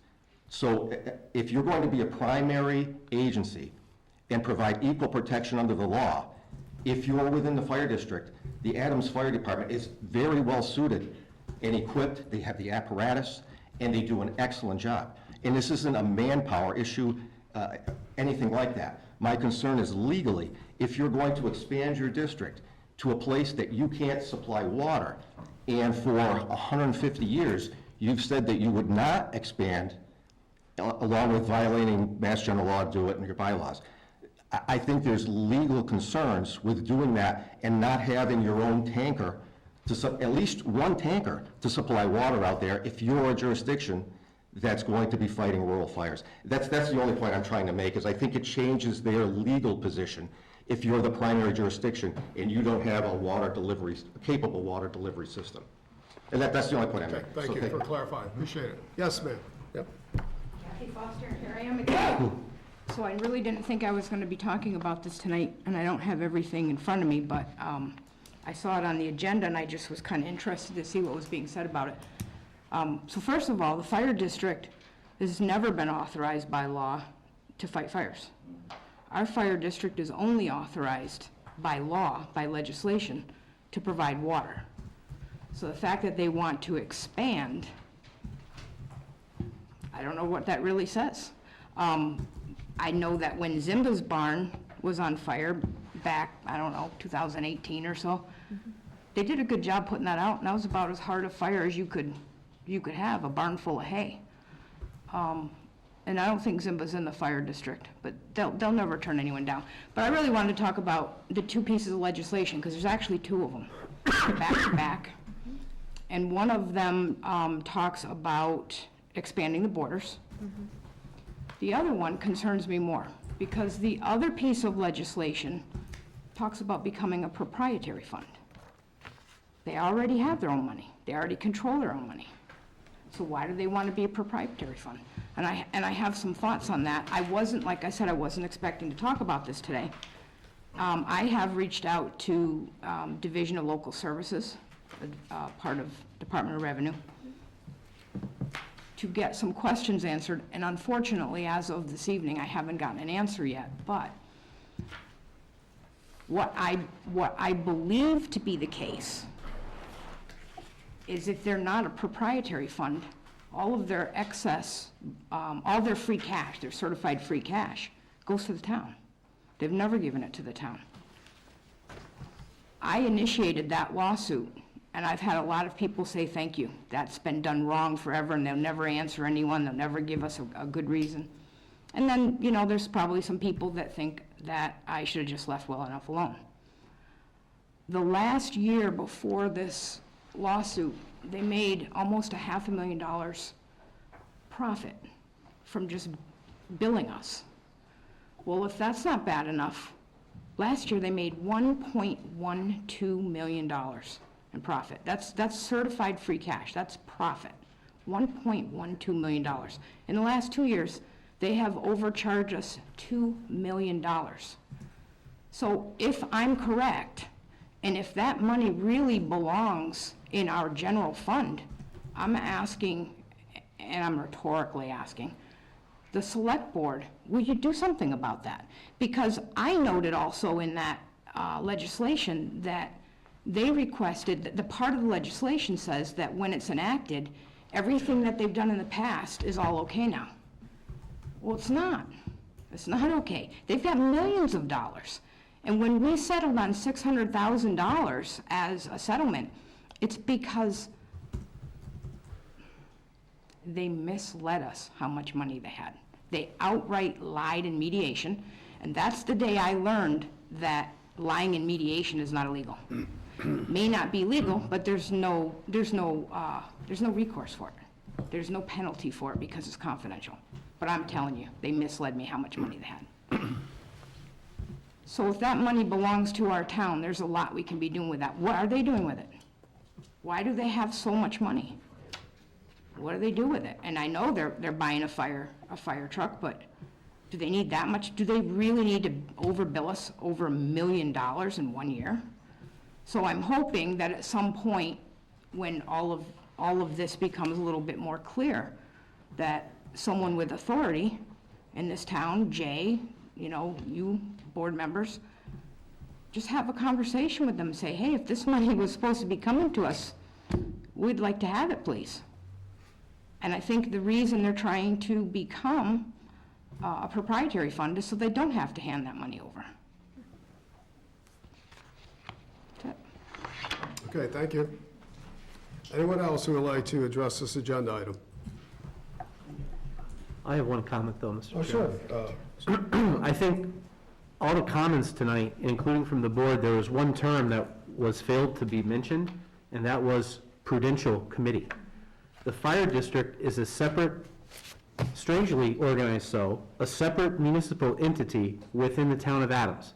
And to Steve's point, sometimes rather than having a conversation about their bylaws in 1873, perhaps a better conversation is to determine what is the function of the fire district, what is the intent in having that separately organized, and what are the pros and cons for a town like Adams. And the term prudential committee hasn't been used tonight, but there's a forum tonight where we have concerned residents that come up and are asking us questions that frankly should be addressed by the 3 individuals elected to run the fire district. And I think when I attended the meeting last Monday, that is what was distressful to me, was Mr. Baker was prepared with his comments, other members from the town asked us to attend, we did, and there was no forum provided. They heard the concerns, but you're here tonight expressing concerns to us, and this board and I have very little control, if any, over the fire district. And I think that's just an important point, Mr. Chairman. Thank you for indulging me to remind everybody there are 3 individuals elected by members of the district to manage the fire district. And these types of questions should be directed towards that body. No different than questions are directed towards us about town-related functions. And I think a lot of our folks don't understand, and we've had this conversation with some folks from the area, about the functions of the fire district. What is it? What does it do? What are its implications? And those are best answered by those that manage it. Yeah, I think, if I just may quickly, I think Jay makes some good points, but early on in this conversation, I think that Tom Sacco said that he couldn't make comments because the lawyers told him not to. So that's his word. So I concur. There's always been a shaky relationship, and I'm an older man. I've lived here my whole life, and there's just never been any type of real cohesiveness between the selectmen and the prudential committee. And I personally feel that we need to sit down as a community and hash things out and see where we can go for there, because we're all one town and they play a big role in the town, and we need to be closer with them and they need to come closer to us. Just, 2 comments regarding the prudential committee. Unfortunately, decisions are being made by the prudential committee that affect people who don't have a vote as to how that affects them. And so I know that the prudential committee is not present this evening, but I'll continue to push, as I did at their meeting last week, that they open up communication with the members outside the district about any legislation that they are working with the state rep on, so that those communication lines continue to be open. And I've told you I would stand with you as a neighbor in all of those meetings, so I will continue to do so as as I mentioned last week, the legislation has been assigned to joint committees, so it does seem to be moving through. So I'll be curious to hear what the Prudential Committee comes back with as to what their process was to get that to the state rep and to get that moving. The second thing I wanted to just point out, which is messy a little bit, but Mr. Melito, you did mention that the sewer usage. I just want to clarify that the Adams Fire and Water District has nothing to do with sewer.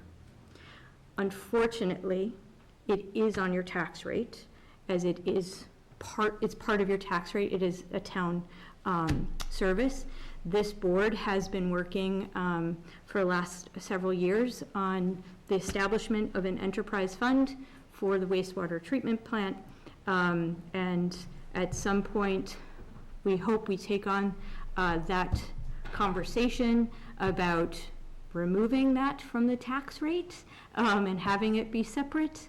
I don't think any of us are really, like, I wasn't prepared to talk about that this evening. We've talked about it in several workshops. We've had literature and information given to us, but we're not really at that point because we do realize that folks like yourselves on West Road and other parts of town are not utilizing that service, so should you really be paying for it? So we're aware of that. We're working toward it. Don't ask me to get that done for you tomorrow, but we are making steps in that way. But I did want to just clarify that sewer is not part of Adams Fire and Water District. I think we've put enough on their plate this evening that I can't give them that too. So thanks for allowing me to say those things. Anything else? Okay. Thank you. Moving on. Update on Graylock Glen Outdoor Center and Water System Project. Eamon.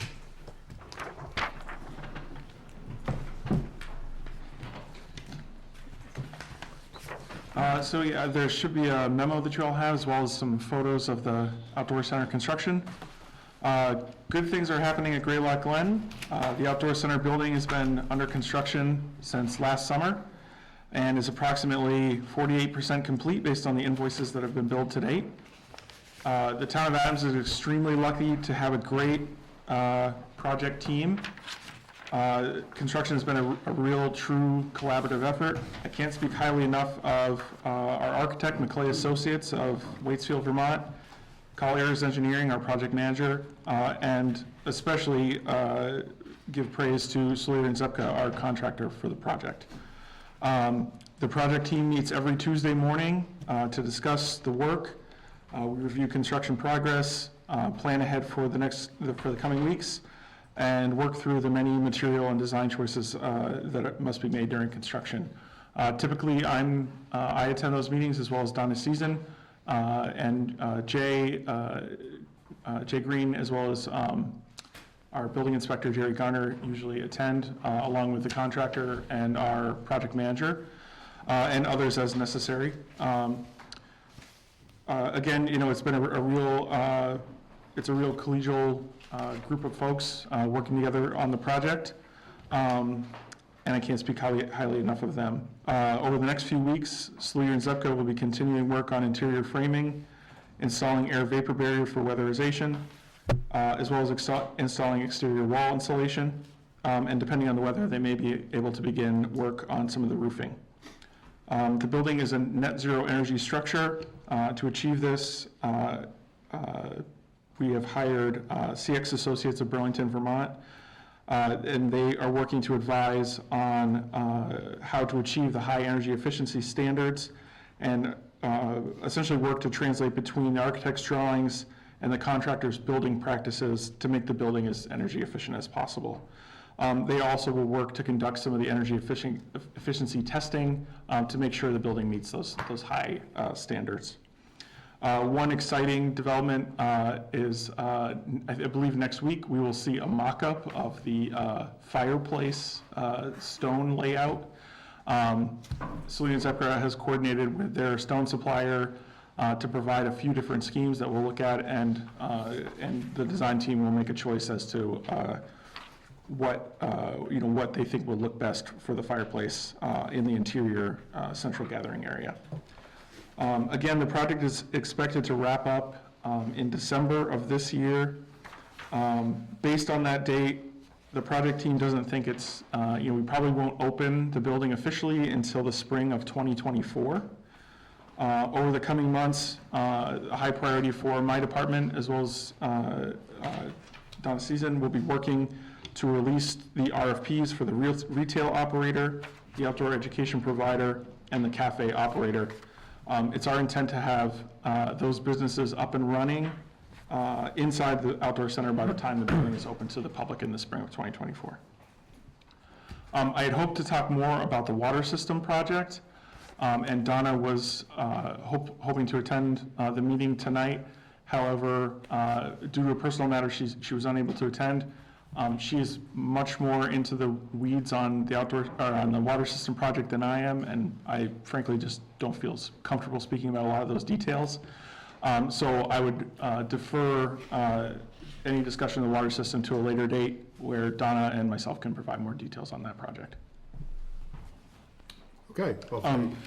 Also, just, I'll point you guys to the photos. The last page especially shows some shots of the interior of the building, which I think, kind of are able to convey the scale and look and feel, and kind of start to get a sense of how it's really coming together, and how it's hopefully going to all turn out.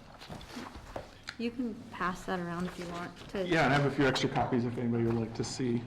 Because I can always get a copy from you another time.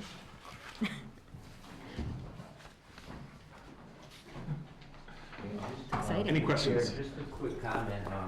I think as a community, we should be very proud of this building. It's one-of-a-kind building. I'm up there quite often, and I don't know the inner guts because I'm not really involved in it, but the group, Sulier and Zepka, those guys are up there every type of weather working. I think they took 2 days off because of the big storm. They had to clear it and that type of thing, but they're real troopers. They're up there with, I consider, almost a skeleton group for the amount of work that needs to be done, and they're on schedule, and I think the people of Adams will be very proud once this is up and running, because I think it's a landmark that fits the landmark of Mount Greylock. All that's encompassed in it and all that it's trying to purvey as a building net zero. So once again, I'm very happy with what's going on up there. Thanks, Joe. Yeah, it's really come together, and I think it's going to be a real landmark showcase for the town.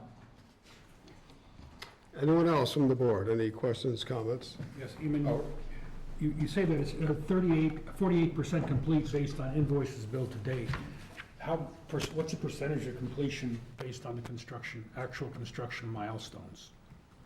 That isn't being provided. That we don't have that estimate. I asked our project manager for that, and this is the milestone that they've been using for the project is based on invoicing.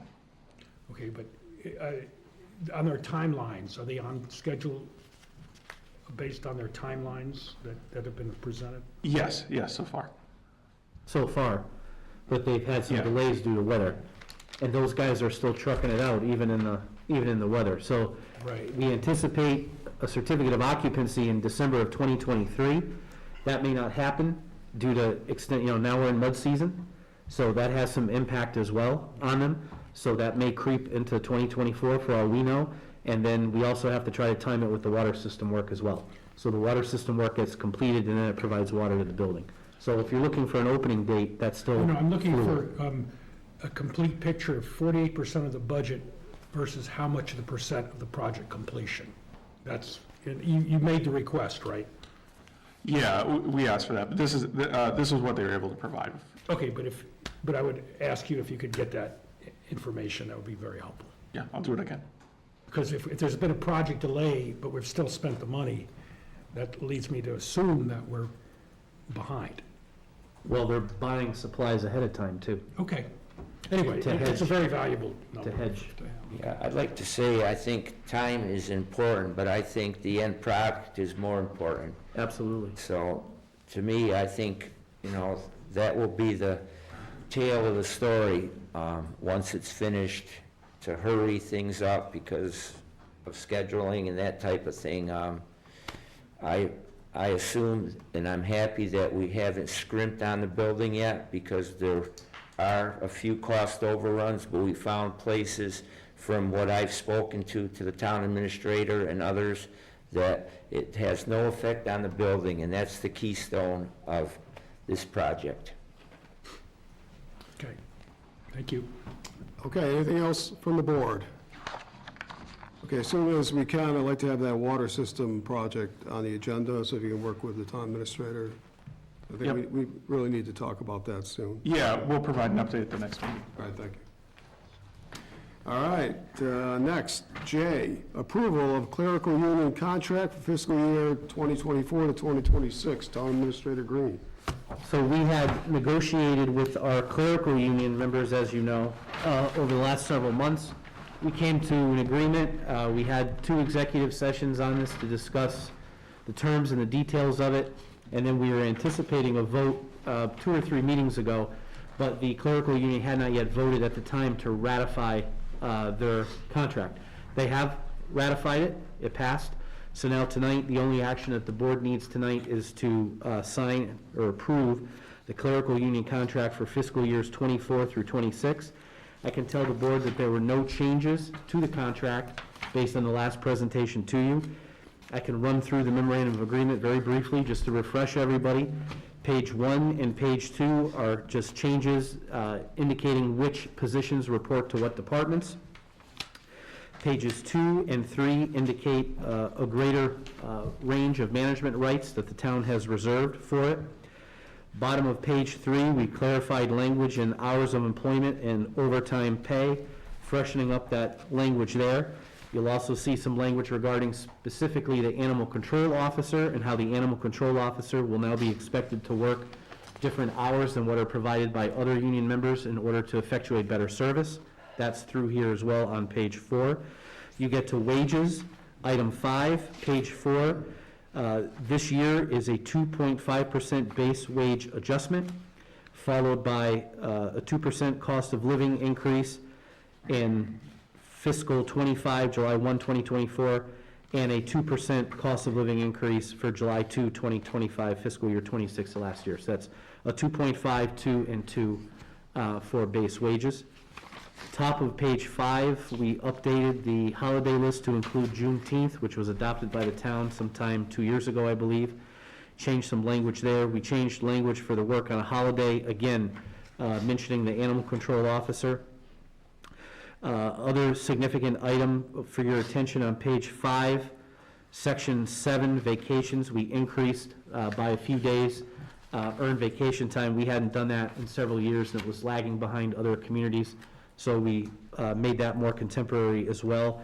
We also clarified how the time is accrued by staff and when they're able to take it. Page 6, we changed some language regarding severance pay, sick leave, and bereavement leave, and jury duty, and then personal leave at the bottom of page 6. All those changes were just to make it consistent with any changes in Mass General Law. Personal leave, page 6, we also increased personal leave time as well by 1 day for each group. We have 2 groups. One group was only getting 2 days, we increased it to 3. One group was getting 3, we increased it to 4. Military leave time, we just changed the language there.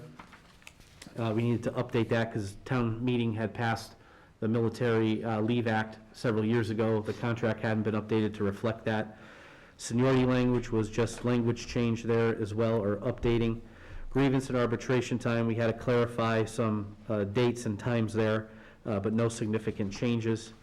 Page 8, we increased the amount of stipend for custodial staff from $500 to $650. They purchase work boots, things like that.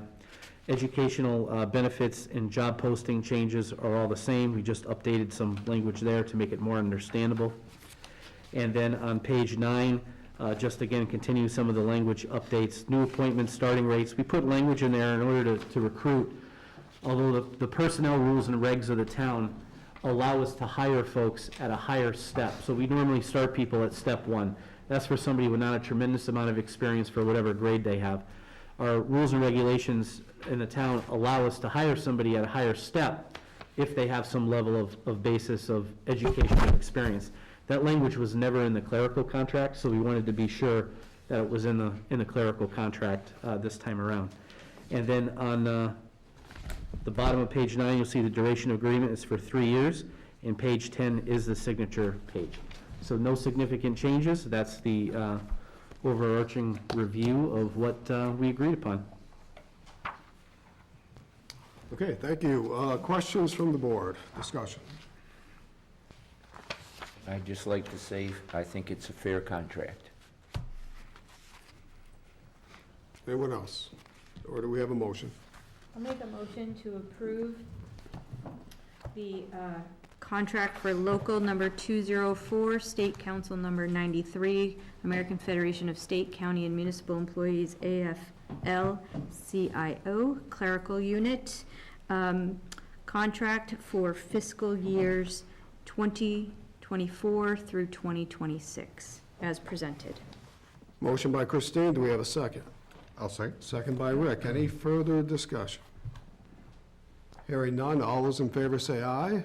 Aye. Opposed? None. Unanimous decision. Thank you. Next item is review and approve fiscal year 2024 Town Capital Program, and hand it over to Town Administrator Green. We've talked about some of these, but really the board hasn't seen a complete list. I don't believe so. No, because as in years past, our budget process has been later in the calendar year. Because it's been later in the calendar year, we've normally had our free cash certified by the Department of Revenue by that time. Because we started the budget process earlier and we were lucky and we got some additional information from other fixed costs, the one thing we had not certified yet was free cash. The town, by policy and by practice, has always funded its annual capital program from a certain amount, about 50% of whatever free cash was available for appropriation in any given fiscal year. That hasn't changed since I've been here. We've had some shallow years where the free cash year wasn't that good, so that number does fluctuate over year to year. Normally, in the budgetary process, you'll see this page that you have in front of you with the suggested items right at the beginning of the budget, and then as we go through the budget workshop and we talk with the individual department heads, we call out those individual items. This time around, the individual department heads told you what they were asking for, but we had not yet a free cash number to be able to tell you what we're choosing to fund this year. So that is what the conversation is for tonight, and for the board simply to approve the capital outlay from free cash. You've also been provided a copy of the Department of Revenue, Division of Local Services, what our free cash calculation was for this year. At the beginning of the year, which is a balance, which is called unreserved, undesignated fund balance, DOR certified us at $2,162,886. Don't get excited because the balance of it underneath is all deductions. The Department of Revenue removes money for a variety of functions. You can see them spelled out on the left side of the page. And essentially $251,000 was removed for what's called other receivables, and that is because we do so much work on grants, and the grants need to be reimbursed within a certain time frame. We've been unsuccessful doing that, so we're penalized on our free cash number. Now, that's not the first year that this has happened. We've spoken with community development. Some of it is a bureaucratic portion, and then frankly, some of it requires staff to be more up on these reimbursements. So that's the largest deduction. And then you'll go all the way down to the bottom, and you see $109,402 removed, and that's because we have money in our overlay surplus account for exemptions and abatements. We haven't had that many over the past few years, so they hit us for that too, and that'll be corrected, and you'll see that correction at town meeting. Actually, you'll see it when you look at the town meeting warrant booklet. So that leaves us a figure of $1,427,173. So of that, $550,000 is available this year for appropriation, or what we're recommending for appropriation. And Crystal, did I misspeak at all on any of that? Only one very minor Crystal, could you please come up? Thank you. $109,000 deduction at the bottom of the page is, or not overlay surplus or overlay excess, that's been, it sits in their fiscal years if we don't use it, so when it gets too high, the Department of Revenue will hit our free cash for it, but we are going to release it to overlay surplus at town meeting. You'll see that as a warrant article, and we'll go into that when we discuss the warrant articles in a few weeks. So when you look at our, and stay there, Crystal, please. When you look at our history, and if you recall, the Finance Committee spoke a while, sometime last year, about particularly what our free cash policy would be and what our stabilization policy would be. And I just want to say, if you look at that free cash number and you look at the historical trends of that, this has been a phenomenal year for us. It's been a good year for us. We're budgeting appropriately. We're budgeting our receipts appropriately. And Dave Irwin, our auditor, said everything is happening the way it should in terms of how a town should manage its free cash. So because of that, and because of the diligence of the finance department and our department heads, we're able to spend this year safely $550,000 towards capital outlay. So that's how we get to that $550,000 number. Now, how are we going to spend it? Well, we could spend that number probably 5 times over and still not be complete with how much work that we have. So how do we decide on the things I'm going to mention? When Crystal and I meet with our department heads, we ask them for a wish list or a capital list item.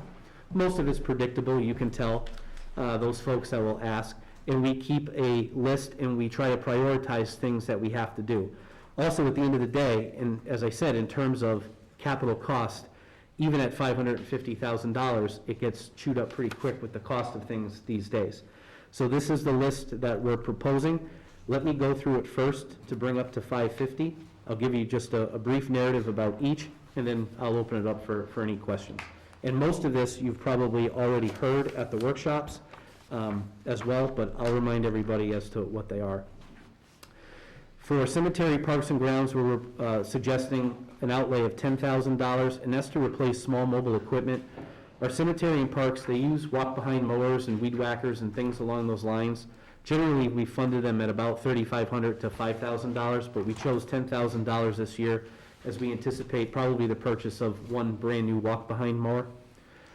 For community development, road and sidewalk condition assessment, so as we've spoken about before, we've had a 2016, Eamon, road study that was performed. That needs to be updated before we can start to really dig in deeper on what to do with some of these roads.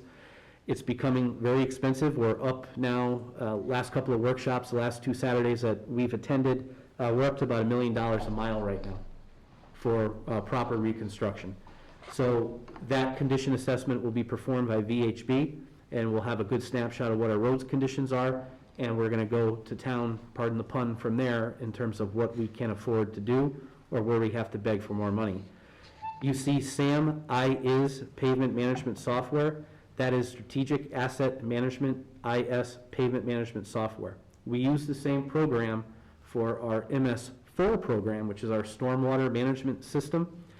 This is the same computer software, but a new module. Eamon, I don't know if you want to say something about it, it's his request. But Eamon will be able to type in road mileage, length, type of repair that we want to do, and will give us pricing. Go ahead, Eamon, if you want to talk more about it. You look like you're ready to. No, I'll just say it'll help with prioritization and a prioritization of roadway. Come up to the, can you come up, please? So that people at home can hear this. I'll just say, yeah, the software will build on the system that we already have that we use for stormwater, so it'll be very easy to integrate with our existing practices. It'll give us a current snapshot of where our roads and sidewalks stand, and it'll just be a tool to be able to plan for the future and to plan with very limited budget. Thank you. For next item, also for community development, $70,000 for building demolition. We're leaving it open for building demolition, but I can tell you, and this will also be in the town meeting warrant, the 2 priorities for that is the mobile station, 26 Commercial Street. We're probably able to take the majority of that building down without cost, but we need to pay to remove the debris. So that cost is estimated in here, and as well as in Amen, again, I don't know if you want to talk about the Red Barn at Cook Street Park. Yeah, we went through architectural study with Austin Design last year, looking at the coal and grain structure at 1 Cook Street, the coal and grain building, as well as a smaller outbuilding that we call the barn.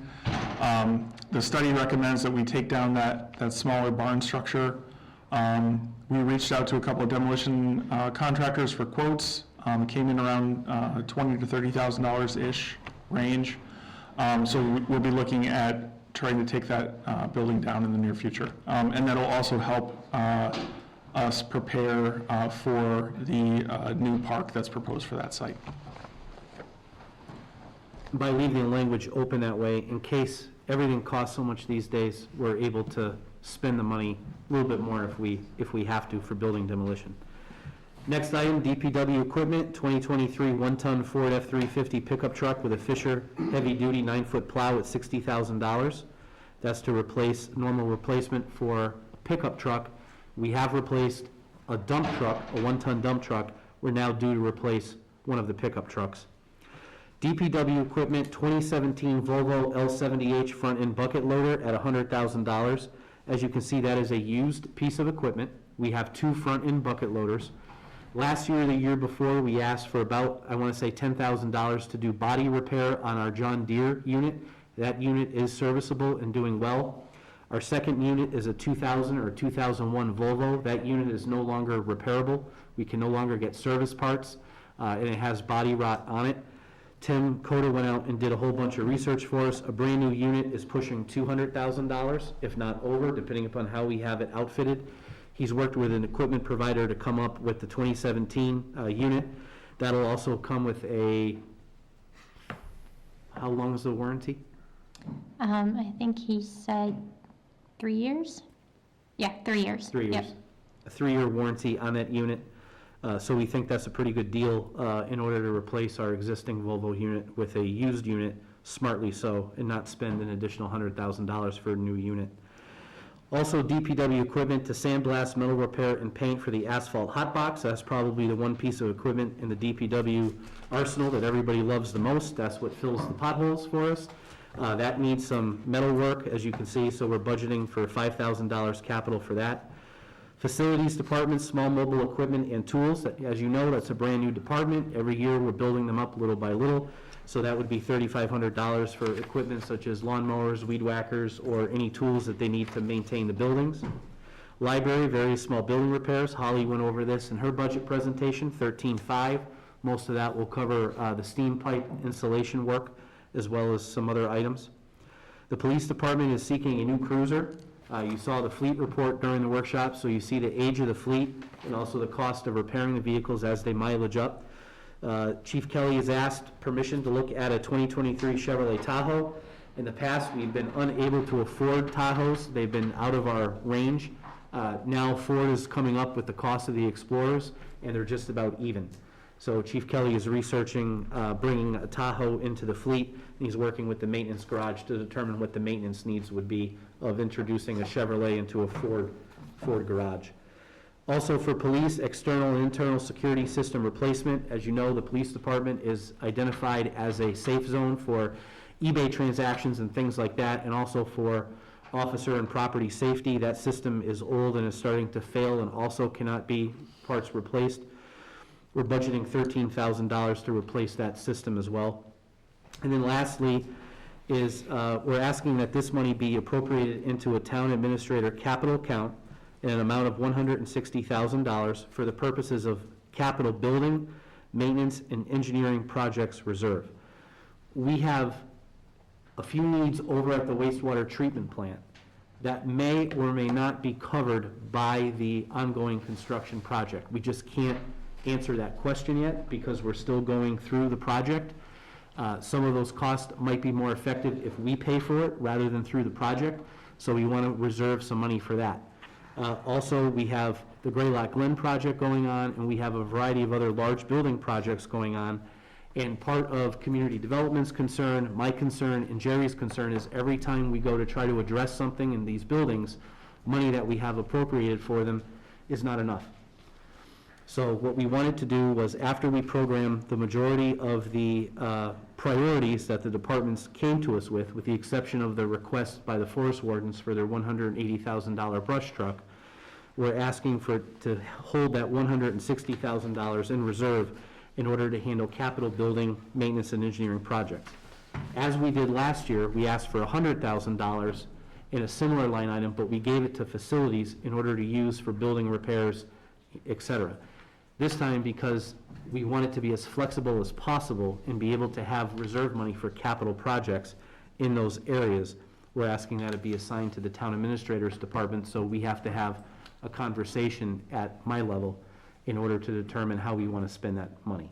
That's the only one that's probably a little out of the ordinary, but we thought it was the best way to use that money at this time. So that brings us to a grand total of $550,000, and I apologize for the lengthy explanation, but we haven't had a chance to have it yet, so. Okay, thank you. That's all I got. Questions from the board? So mine's more of a mathematical question. So when you talked about we'd be using half of the the certified free cash, it is about $700,000.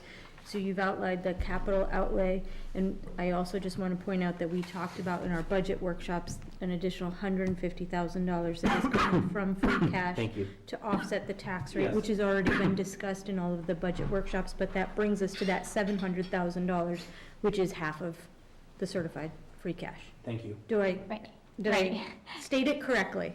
Perfectly. So we're starting with 1.4 million, we're appropriating 700,000, which will leave us a balance of 727,173 in the undesignated free cash that will roll into next year's free cash.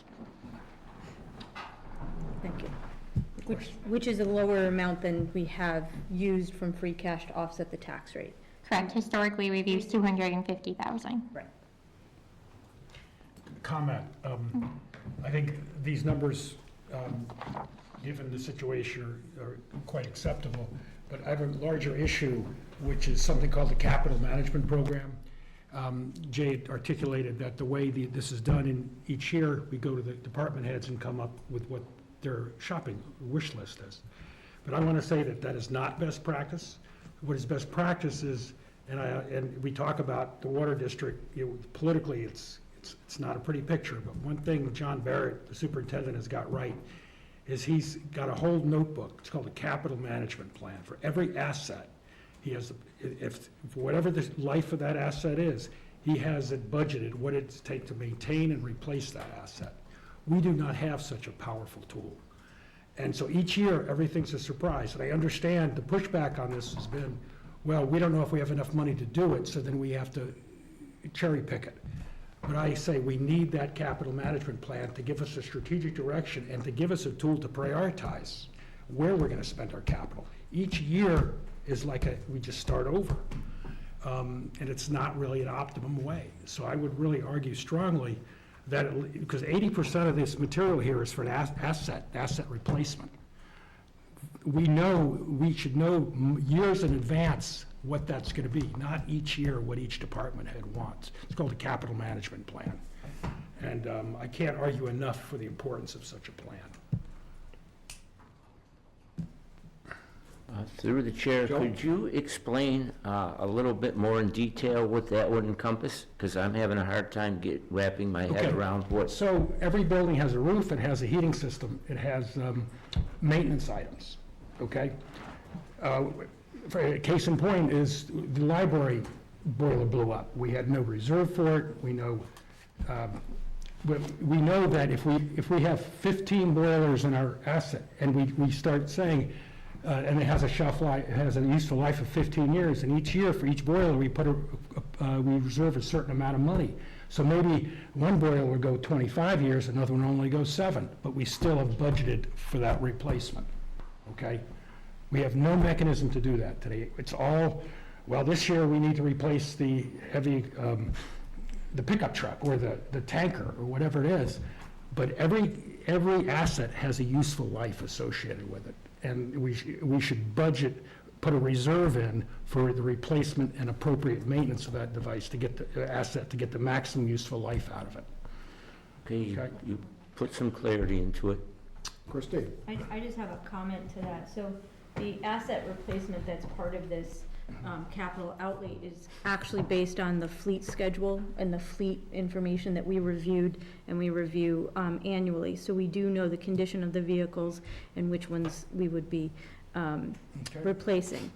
I believe that this piece from community development on the road and sidewalk condition assessment and the pavement management software will help us in that aspect with the planning. We're doing the right kind of things. And I'm also just gonna say, like, we have 1 year under our belt with a person who's responsible for facilities, where that piece has been kind of the responsibility of a number of different people. It's all under one roof right now, where that plan is coming together. But that person needed about a year, a little bit more, to assess kind of the condition of all of our buildings. And believe me, there was definitely a list. However, unfortunately, it's all gonna be dependent on costs.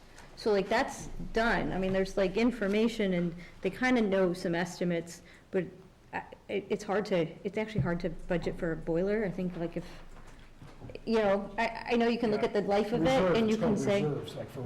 Right, but I think that the staff, the town hall are actually putting all of those things in place.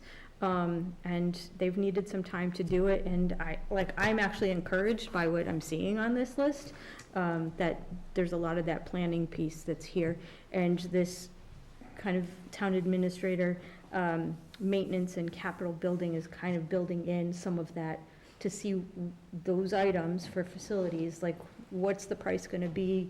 Can we find a grant for it? No, we can't find a grant, then maybe we can use this dollar amount for that. I know that's what we did with the 100,000 last year, so like, I'm happy to see this, because this does show some forward thinking and planning.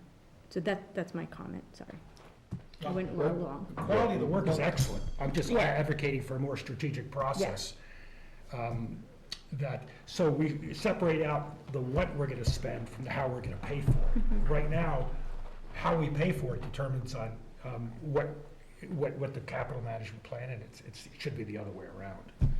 And I do want to, if I could, we have a capital management expert in the audience. You don't want to speak on that? Okay. Because.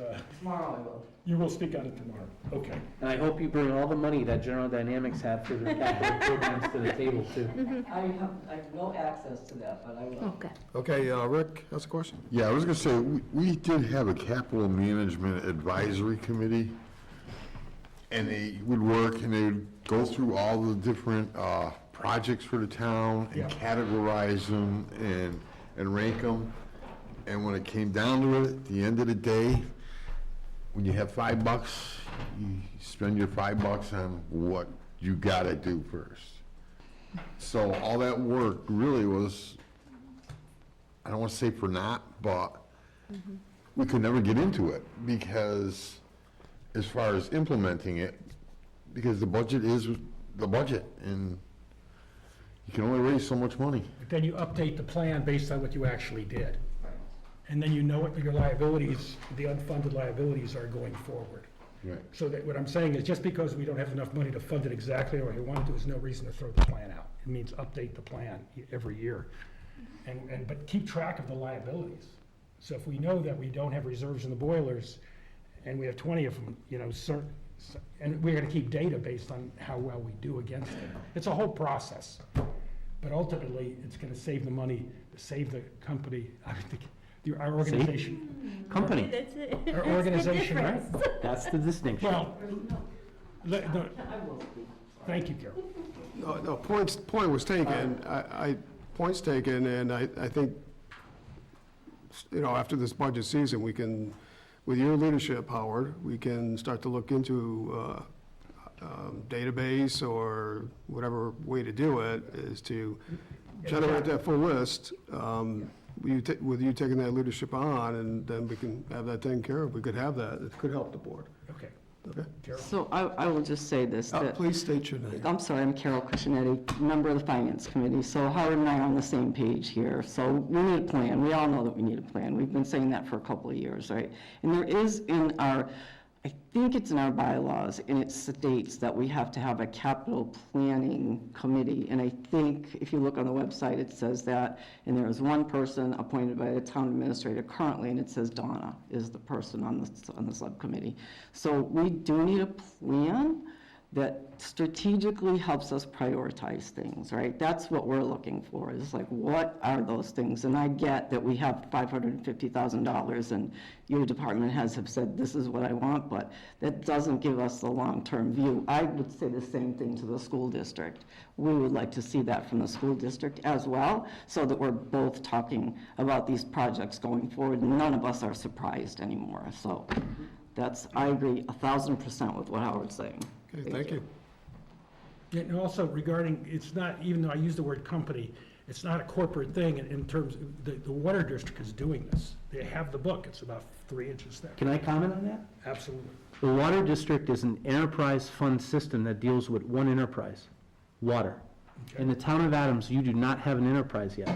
Your wastewater treatment plant system can be operated as an enterprise. It does not, because the town has chosen to fund that on a tax levy basis.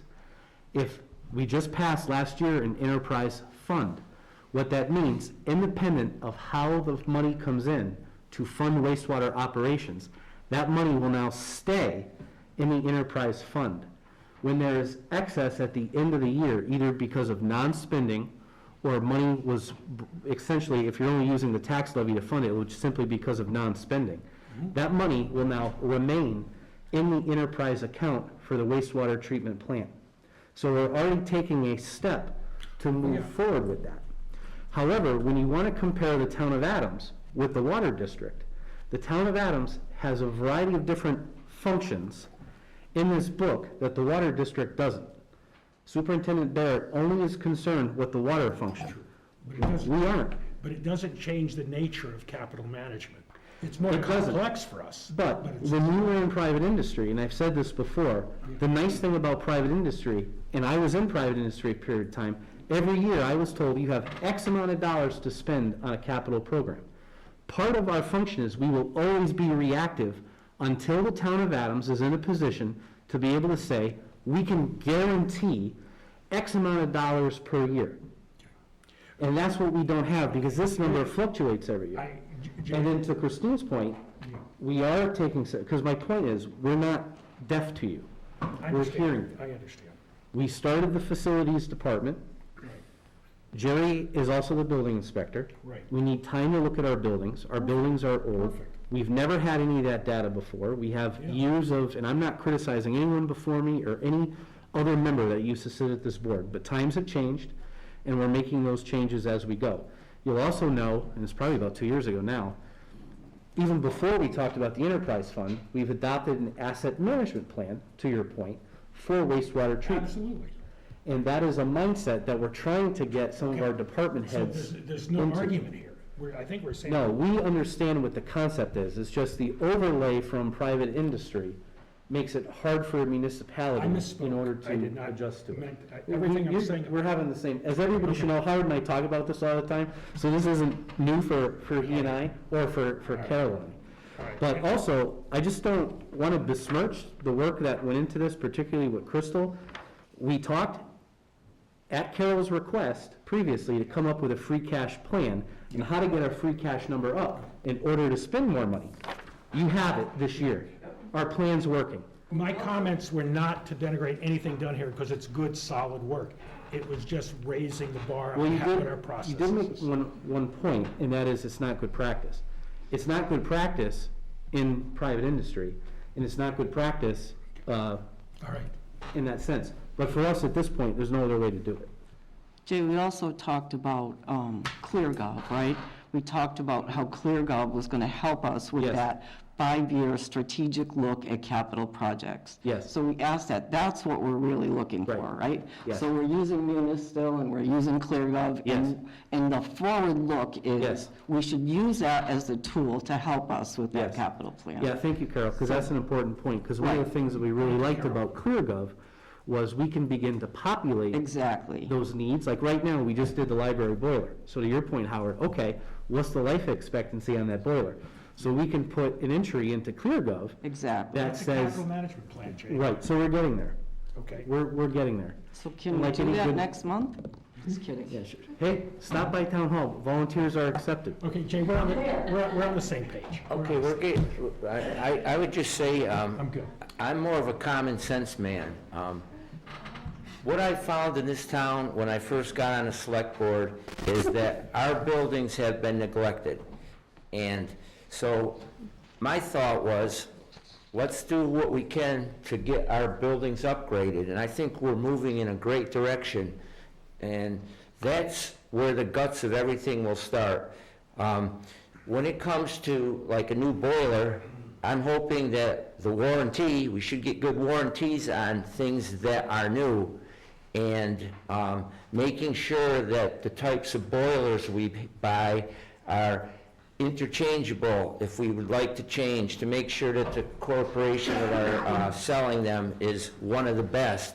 But my thing is common sense. I can go around this town and see what was needed. The thing that bothered me the most was when it comes to buildings and things, they're not flashy. If you're gonna fix just something, a lot of the money seem to have to go into something where people would see it and say, boy, this is great, we're spending our money, in a good way.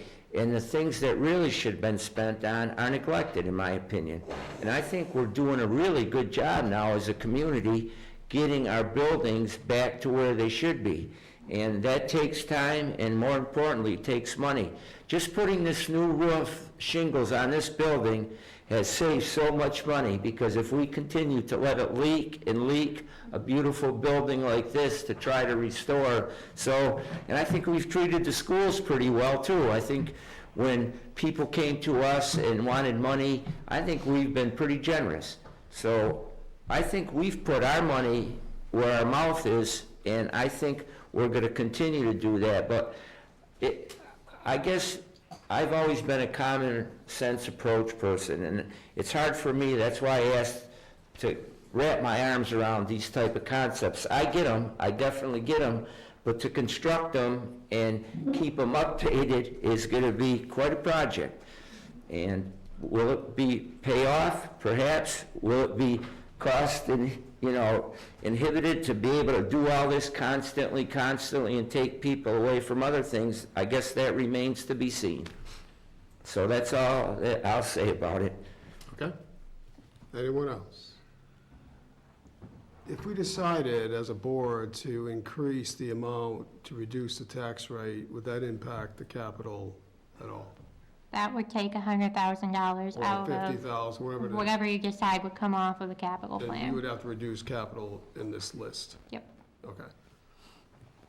I was just wondering if we should vote on it as now, or we should wait till we go through the other part of the budget, then make a final vote at the end, in case something does impact us. I don't know if there's anything that's going to, but. May I just ask a quick question? Was this brought before the Finance Committee? No, that'll be tomorrow.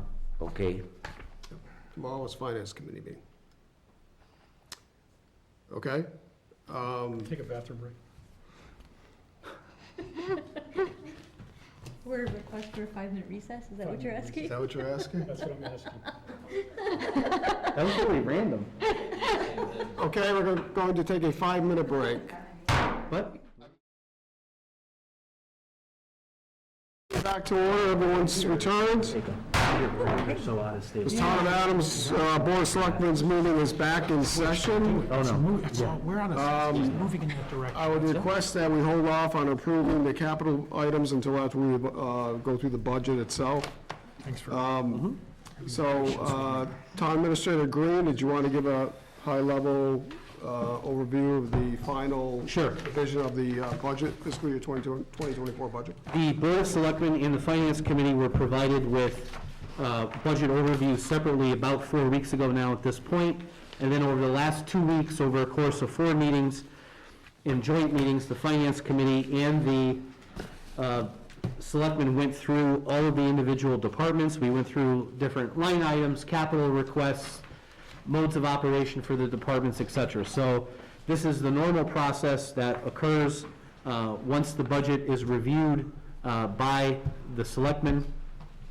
The Finance Committee is scheduled to meet tomorrow in order to approve whatever sections of the budget may be approved tonight by the Board of Selectmen. So this is the annual process. You may do so by taking the individual groupings, general government, executive, finance and technology, community development, et cetera, and do an omnibus motion to approve the entire budget.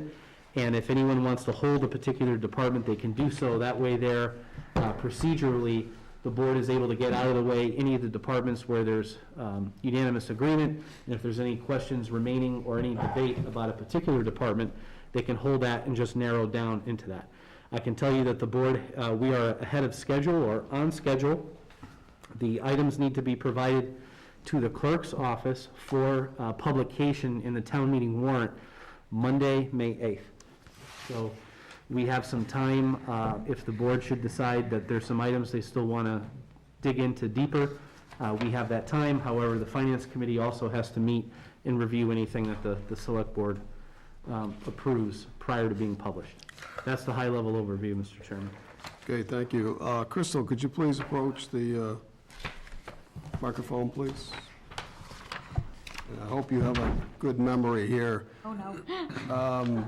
The average single-family tax bill increase from last fiscal year to the presented budget this evening, what is that amount? Last year was 3608, so I just need my calculator. Hold on. About $200. Thank you. Okay, so I think it's 3608 was last year's average family tax bill. Yep, and this year's is 3822, so that would be 263. Yes. So it's $263 increase over last year for the average household. Okay. Is there any other general questions that the board may have for Crystal or for Jay that they would like to bring up before we start going through the line items here? Any general questions? Hearing none, we'll go through. All right, the first area is general government. Under general government is the, and let me know if you want to hold any of these items. I'll just go one section at a time. If there are no holds, we could approve at that time, right? If there's any, okay, good. So general government, under general government is town assessor, tax collector treasurer. Under tax collector treasurer is debt service. Next area is town clerk, which includes elections, registrations, and codification. There are no, does anyone want to hold any of those areas for further discussion? Hearing none, do I have a motion to approve general government section? So moved. A motion by Christine, do we have a second? I'll second. Second by Rick. Any further discussion, questions? Hearing none, all those in favor say aye. Aye. Opposed, none. Unanimous. General government is passed. The next section 2 is executive, which includes the selectmen, town administrator, town council, moderator, and town report. Does anyone want to hold any of those sections? Hearing none, do we have a motion to approve? So moved. Motion by Christine, do we have a second? Second. Second by Rick. Any questions, discussion? Hearing none, all those in favor say aye. Aye. Opposed? I'm abstaining. And we have one abstention, Joe. For finance and technology, I'm going to recuse myself. I can't discuss or be at the table for sections of this particular budget, as I serve on the Maya Board of Directors. Okay. So noted. Finance and technology, which includes the Finance Committee, Reserve Fund, employee retiree benefits, accountant, technology, property and liability insurance. Any questions or discussions in that area? Hearing none, do we have a motion? So moved. A motion by Howard, Second? second by Rick. Any discussion? Hearing none, all those in favor say aye. Aye. Opposed? Any abstentions? Unanimous decision.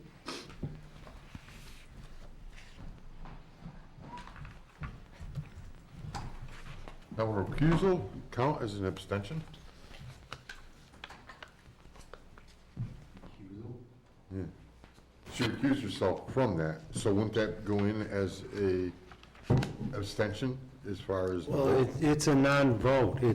She left the table, so she can't participate in the deliberation or the vote. Right. So it's nothing. I'm nothing. No. Let me rephrase that. I said it's nothing. I'm just joking. No, I only asked because. Christine, you're many things, but that's not one of them. As far as it goes, as far as the votes, it'll appear like, 5 said yes. No, because I have in my notes that she recused herself, so it'd be like, if she wasn't here at all tonight, I wouldn't say 4 of you voted yes and there was an abstention. It would be recorded in the attendance that there are only 4 of you here, so I think it'll reflect the same way. Okay. I'll stay at the table for the rest of them. No, just. Next, number 4, community development, which includes community development, Graylock Glen operating budget, Conservation Commission, Planning Board, Zoning Board, and Historical Commission. Any holds on that or questions? I just have a comment. I'm very sorry that money wasn't put in for the Agricultural Commission. They were up and running prior to this, and no money was appropriated, and I think they would deserve the $500 that most do, because already some of them have gone to conferences and paid out of their own money. Just a comment. Okay. Anyone else? Okay. Do we have a motion to approve? I didn't know if Member Novak wanted to make a motion to No, add the no, 500. no, I said it was a comment. Okay. Okay. Do we have a motion to approve? So moved. Motion by Christine, do we have a second? Second? Second by Rick, any further discussion? Hearing none, all those in favor say aye. Aye. Opposed, none, no abstentions, unanimous decision. Department of Public Works, which includes tree warden, DPW administration, highways, snow and ice control, flood control, DPW garage / equipment maintenance, transfer station, wastewater collection, cemeteries, parks and grounds, celebrations, seasonal. Any holds, questions, discussion? Hearing none, do we have a motion? So moved to approve Department of Public Works. Motion by Christine, do we have a second? I'll second. Second by Rick, any further discussion? Hearing none, all those in favor say aye. Aye. Opposed? Any abstentions? Unanimous decision. The next one, which is on its own, is the wastewater treatment plant. Any questions, concerns, or holds? I don't know if this would be the time to ask it, but in our conversation with town administrator, so we're going to talk about that later, right? These capital outlays, the $550,000, okay. We can, I can say that there's a possibility of probably about $40,000 worth of work that might come out of that 160. It may also not be needed, or it may come out of the project funds as well. Because you'd stated that you weren't sure it was going to be covered by our bonding of that project. Right. If all you're approving here would be the personnel Right. costs and your operating Yeah. costs. Okay. Any further discussion? Is there a motion? Make a motion to approve the wastewater treatment plant. Motion by Christine, do we have a second? I'll second. Second by Rick. Any further discussion? Hearing none, all those in favor say aye. Aye. Opposed, none. Any abstentions? Unanimous decision. Next, Public services, which includes Council on Aging, Veteran Services, Memorial Day Remembrances, and the library. Any questions or concerns or holds? Hearing none, do we have a motion? I move to approve public services as presented. Motion by Christine, do we have a second? Second. Second by Rick. Any further discussion? Hearing none, all those in favor say aye. Aye. Opposed?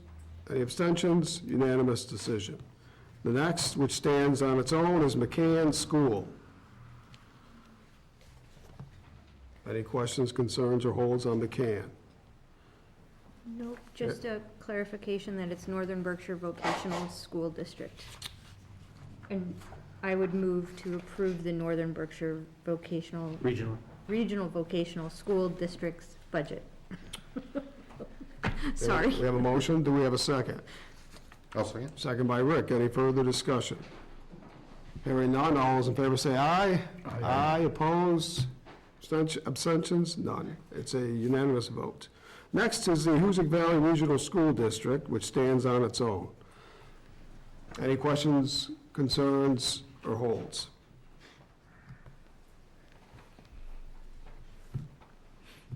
No, I think that there's been some, just discussion about what was originally in the budget book and what the school district, presented.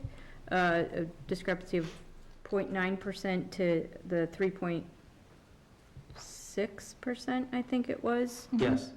And I know that Superintendent Dean is here, so I wouldn't mind asking a question about the difference in that and if there's any wiggle room. So I don't, Superintendent? because you're in the I feel like I've room. been waiting all night. I know, I was like, you're in the room, you've been sitting here, you might as well come to the podium. No, I appreciate the opportunity to come in and chat with you. So in our initial discussions, we were all over the map this year. We were starting in the 9% range in terms of what we had built for a budget. And even at that point, we had already started pulling some pieces out. Obviously, the state aid came in at a different number.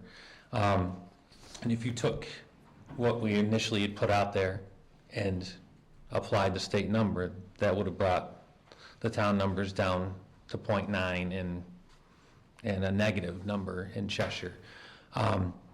When we were looking at the budget, I mentioned we were looking to build a budget that's reflective of what we're going to be moving forward.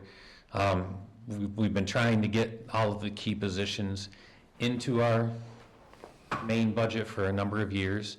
This gave us the opportunity to get all of the positions that we know are reflective of the work that we're going to do and how we're going to move forward into that budget. The other thing that we're dealing with is now we have a significant lease expense compared to what we've had in the past. So that's another $60,000 that we typically wouldn't have in the budget. And this year, we're also in the middle of negotiations with several of our units, and we know there are going to be expenses, and we were able to build a little contingency, so as we negotiate those contracts, we won't have to be like, okay, well, we'll eliminate this, we'll eliminate this. So it gives us a little bit of flexibility within that to absorb a little bit of the increase. Not 100%, I mean, we'll be dealing with those things anyway. So, you know, in the discussion we had with Finance Committee and in my presentations, we have that core budget that for us moving forward will be what we need, and we'll finally be using grants for supplementary services and not relying on them to maintain as much as we have. It doesn't get 100% of the things, but, you know, we made the tough decisions of, okay, these things are core to us because, for example, at the high school, we have pathway programs. We need teachers to teach those courses. And, you know, this work we're doing is to better meet the needs of our students, but also hopefully expand enrollment. So if we don't do those things and make those some of the bold shifts we're going to make, well, things could go in the other direction.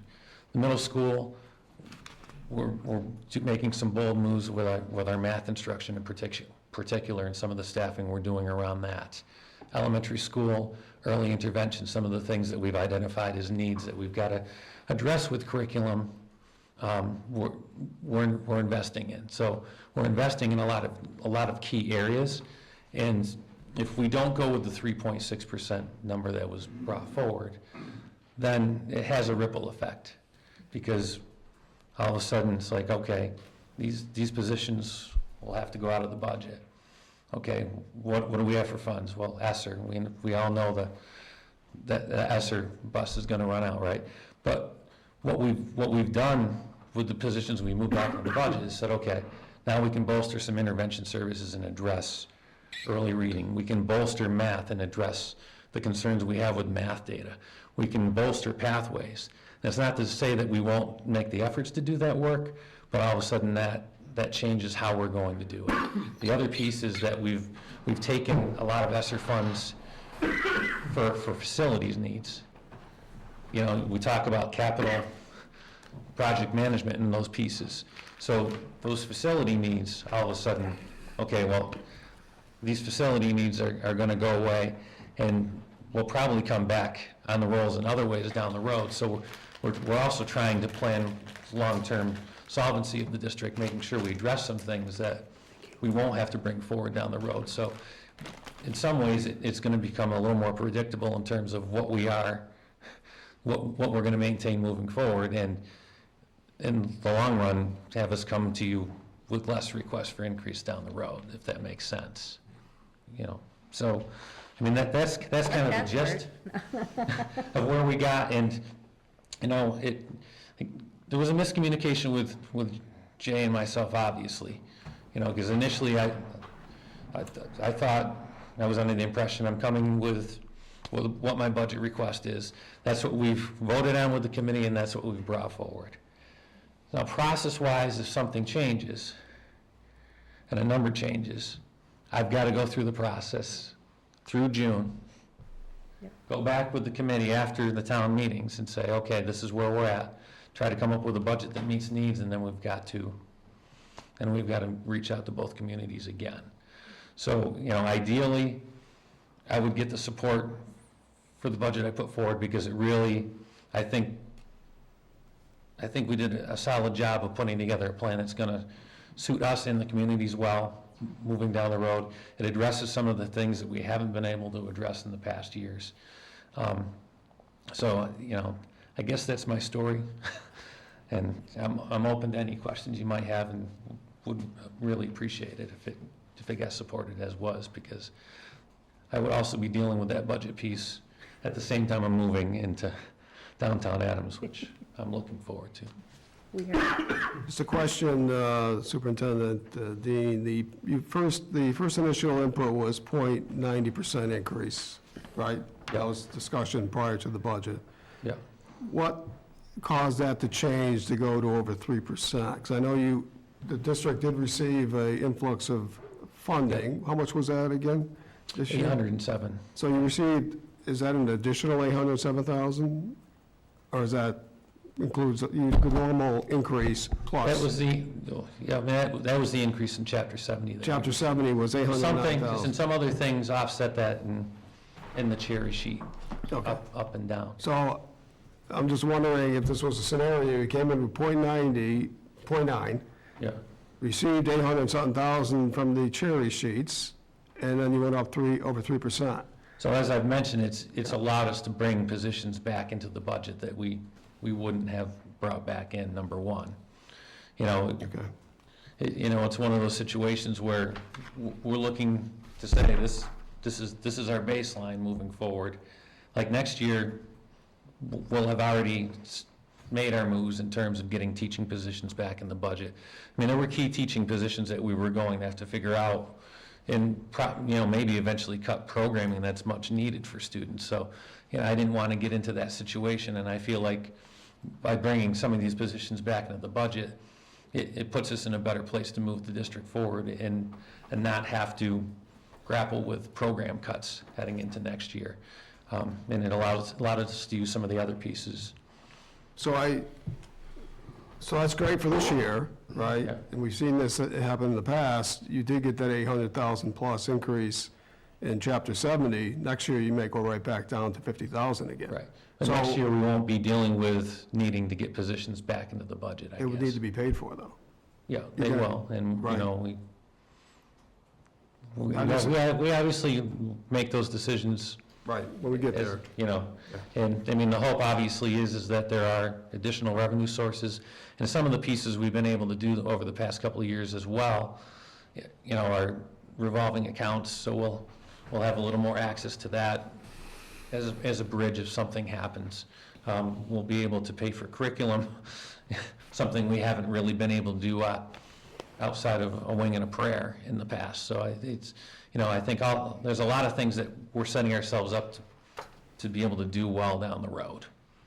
You know, and, you know, I don't have the crystal ball, unfortunately. I wish I did. Right. But I know, like, I want to, anything I want to do with this budget is really to make us more solvent down the road. So it's less of a hit on the taxpayer, long-term. I mean, I'd rather have something more static in terms of moving forward than the dynamic shifts that we've been dealing with. Okay. Anyone else, questions for the superintendent? I have a couple of questions. You keep on saying putting in positions, but what are these positions and what will their function be? So high school, there'll be 3 teachers coming back into the budget that we had to move out of the budget. So first and foremost, as far as administrative positions, we have assistant principals of teaching and learning that we're bringing into the budget because they're key to the curriculum work. And I think to a T, if you ask anybody about the value of those positions, a lot of people have really relied on those positions, and they've done a lot of great work around teaching practices and curriculum planning that we haven't been able to do, as well as the curriculum director. I mean, that's something we need. We're a teaching and learning institution. We need somebody whose focus is teaching and learning, and we finally got that with these folks. So those are positions that I think as a district, our data has suffered because we haven't had them in the past, quite frankly. And now we have people that have that focus and have that ability to make sure that we're helping staff get the most current curriculum and practices and move the district forward. So roughly, what would be a cost for those 2 positions? They're 80-ish apiece. I mean, it's 160,000. Yep. Plus benefits. Yeah, my thing is that I think they're probably credible positions, but I think theory and practicality always cross.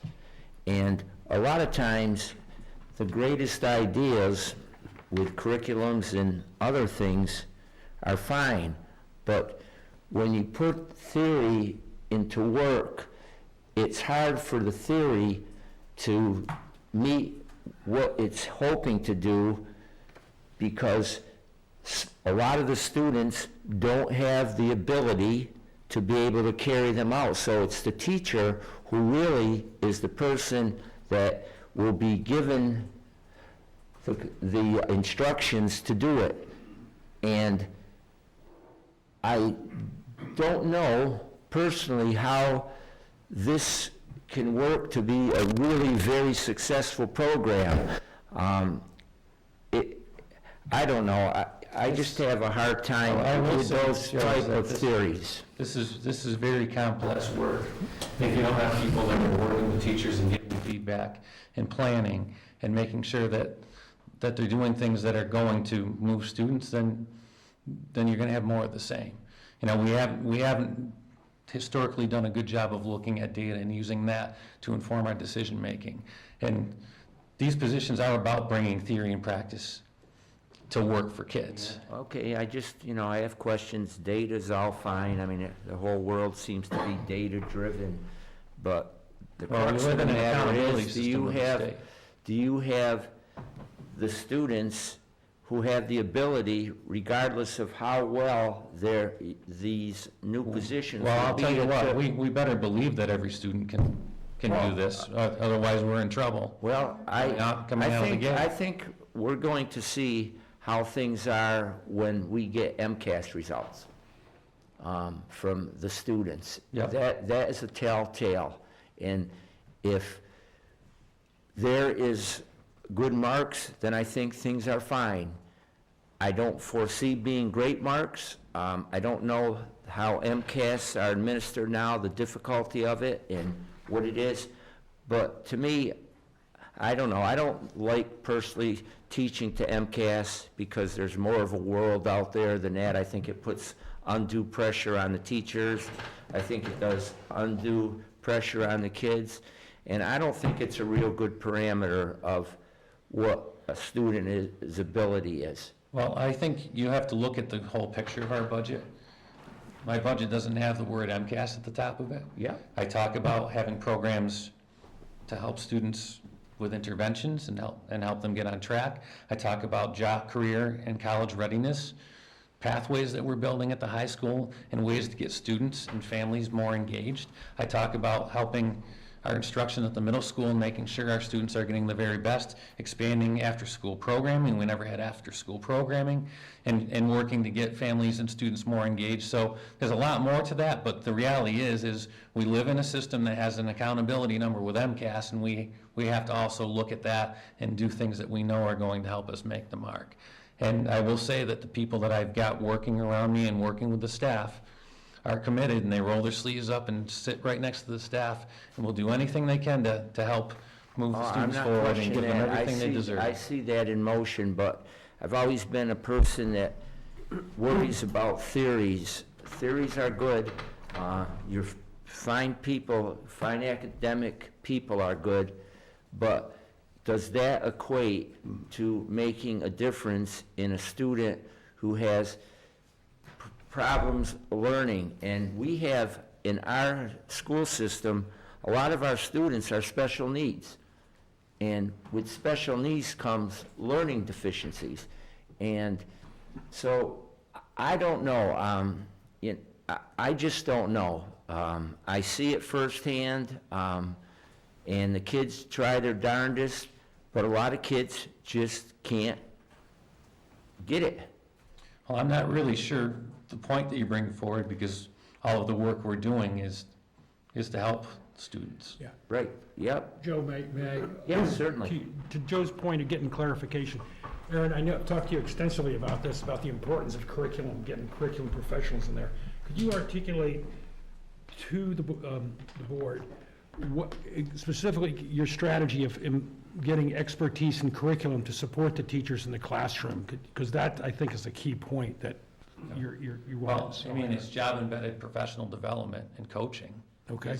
Is where you get most of that impact. And having an evaluation system that is looking at these practices and looking at what's going right and looking at what we need to adjust, and using data to do that. And coaching the teachers into actually. Yeah, so we're coaching teachers to be able to do this work. You know, when Rome wasn't built in a day, you're not going to see results with something that's new. And I understand it's more work and it's difficult, but we're working to raise the bar, because that's what we're here for. We're here to give opportunity and raise that bar. So we have people working in the classrooms. We have common planning happening. We have new curriculum that's been implemented, and some of the top rated curriculums in our ELA programming, pre-K to 12. We've updated that. People are still getting training and still working on that. So, year 1 is installation, year 2 is implementation, year 3 is making those adjustments. Year 4 is looking at what the impact is, and year 5 is reevaluating and seeing whatever changes you have. So we've also implemented curriculum renewal cycles that follow that path for all of the major subject areas. So, okay. But the work really is around meeting with teachers, providing feedback, and making sure they have access to high quality curriculum materials, and they understand what high leverage teaching practices are. So. You have more questions? Well, I just wanted to follow up with, one of the key things to getting more revenue is attracting more students into the system. Mm-hmm. And you had mentioned the pathways, and could you talk to how that's going to increase enrollment? And so you have career and technical schools that, when ed reform came through, had to raise the bar academically and have to meet the same MCAS that everybody else in the state do. Right. So you have a situation where students are getting academics and getting opportunities for internships and work, right, and training. Well, in our situation, when we're talking about pathways, this is our way of transitioning to college and career readiness and giving students experiences in the field, checking out careers, shadowing, internships. We just recently got an announcement, there's going to be a larger announcement about what the pathways are going to be, but we have a designated healthcare pathway now. So students going into the health field can work towards going into nursing or medical school or EMT. So we're getting student certifications and internships and practice in that area. Environmental science, and we're hoping to make more connections with the Greylock Glen project as part of that. You know, Lindsay's done a lot of great work making connections in the community and getting our students out working on trails and exploring jobs in that field. You know, we're looking at media and communications, we're looking at pre-engineering, we're looking at several pathways that are really going to allow students to explore. So freshmen are going to go in, they're going to select what they might, but they're also not locked in. I mean, they can switch pathways, but they can also get experiences in all these courses and maybe make a better informed decision about what their career is. So, so I mean, that's a lot of the work we're doing to make our secondary level more high quality school. And you know, I'll come back to our work is really, if we're going to maintain enrollment and we're going to maintain people, it's about creating high quality programming, plain and simply. And yeah, I won't be labored. I know your heart is there and, you know, you want the best. It's quite obvious that you do. But in reality, when I'm in a lot of the classes, there's outbreaks. So a teacher is teaching, and then all of a sudden, she turns into discipline. So the conversation is broken. The ability for a child to retain what is said is lost in that moment. So it's a retracking. So I think what really needs to be done first, before all these are put together, that there is a way for better discipline. And that's my opinion, because disruptiveness in a class, particularly with young kids who are just gaining their knowledge and trying to put things together like a puzzle, it becomes very difficult for a teacher to be two things at once, almost impossible. And kids lose their train of thought quickly, and I see it. And I don't have any way that I could ever figure to do it. Everything starts at home. And as you well know, Aaron, we have a lot of children in our school system that come from broken families. I have kids, even today, a little girl looked up at me standing near the bus, and she looks up, "Mr. Joe, can I go home with you?"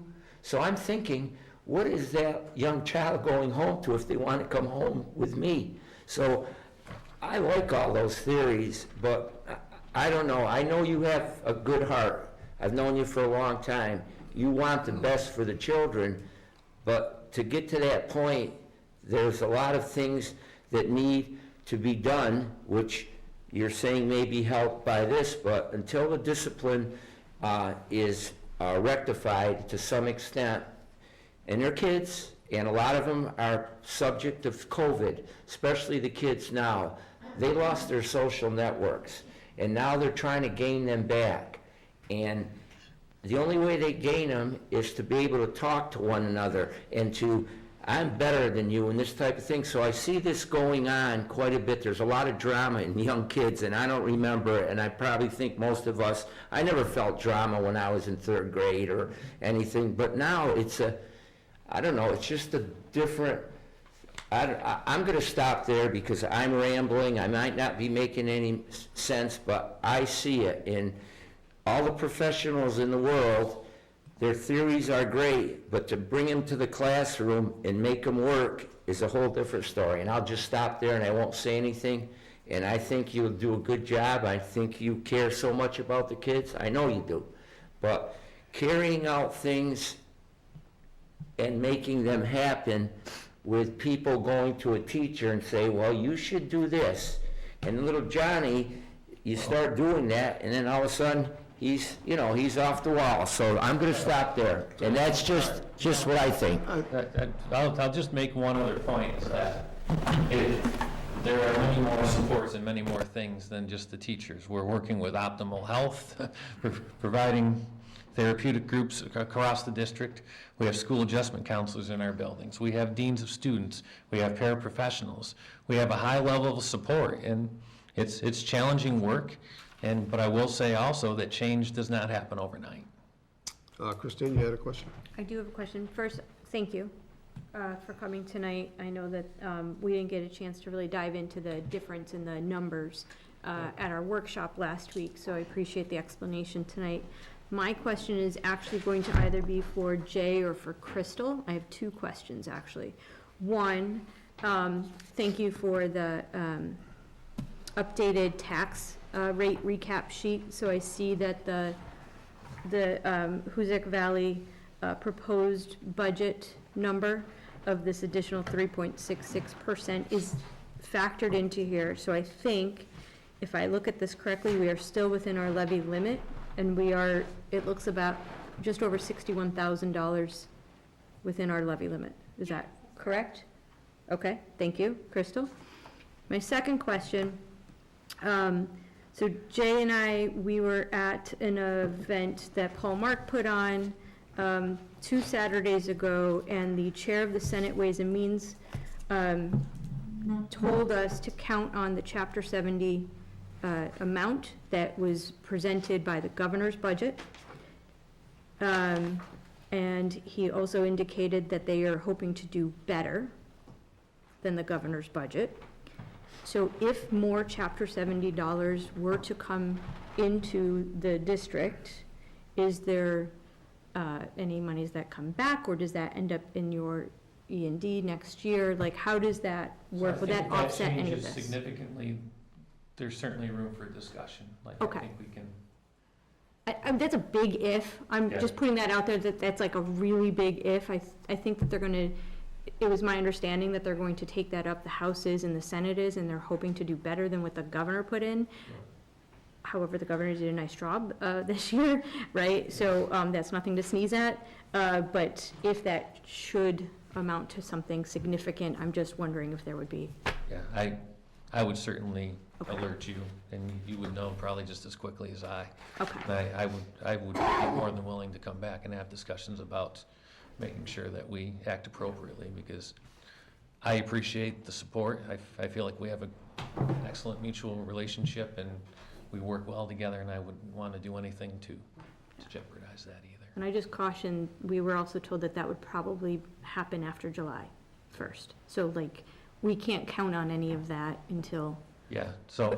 While we're putting together the budget for next year. And that's always our problem, right? Right. We have to go with our best educated guess when it comes to all of that, so. Okay, do we have a motion for the Hoosick Valley Regional School District? I make a motion to approve the Hoosick Valley Regional School District budget as presented. Motion by Christine, do we have a second? I second it. Second by Howard. Any further discussion? Yeah, question, as presented where? It's actually what they presented to us last week. So All it's right, so it's not 0.9, it's 3.66. It's the 3.66% increase, which amounts to a total budget of $5,843,904. Any other questions? Yes, how come all of a sudden it went up just so quickly after, we went over it and you went down, and did you didn't foresee this having to come back? What made the change what made the change? So I mentioned at the beginning, it was a miscommunication between the town administrator and myself, and we were always coming forward with the budget that I presented. Right. And the change that I indicated was that in our initial budget books that we received 4 weeks ago, I think, we saw built in a 0.9%, and then the superintendent met with us last Tuesday? I don't know. It was one of the days last week. It was a 3.66% increase. So we weren't able to, well, you actually presented everything. Who met with him? Who You met did. with him? Yeah. We did, as a finance committee. Oh, the finance committee, okay. Yeah, Yeah, like, right, in that okay, room.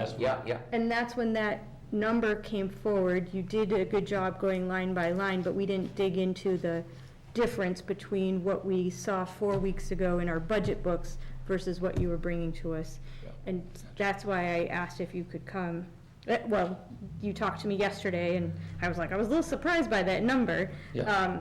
And I'm glad that you came here so we could talk through that, because that was a big difference. Yeah, no, and I But that's appreciate over that. 4 weeks. Yeah.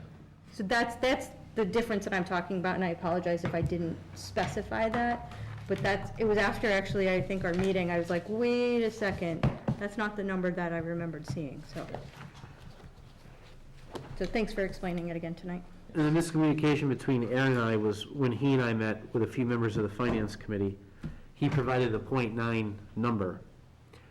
We said we were going to go ahead with the .9 number. Aaron said, I'm probably going to need more for a variety of the reasons that he said tonight. And my words to him were, well, we're going to program the .9, but be ready to advocate for yourself for more.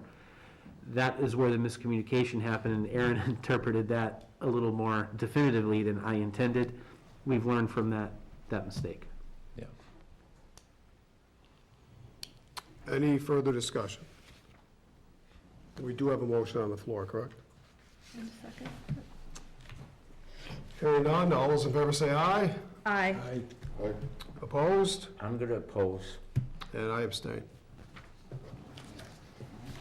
Thank you, Okay. folks. Approved. Appreciate you. Thanks again, Aaron. Next is inspectional services.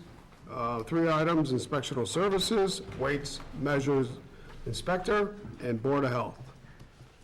Any questions, concerns, or holds on this? Hearing none, do we have a motion? Make a motion to approve the inspectional services budget. Motion by Christine, do we have a second? I'll say. Second by Rick, any discussion? Hearing none, all those in favor say aye. Aye. Opposed, none. Any abstentions? Unanimous decision.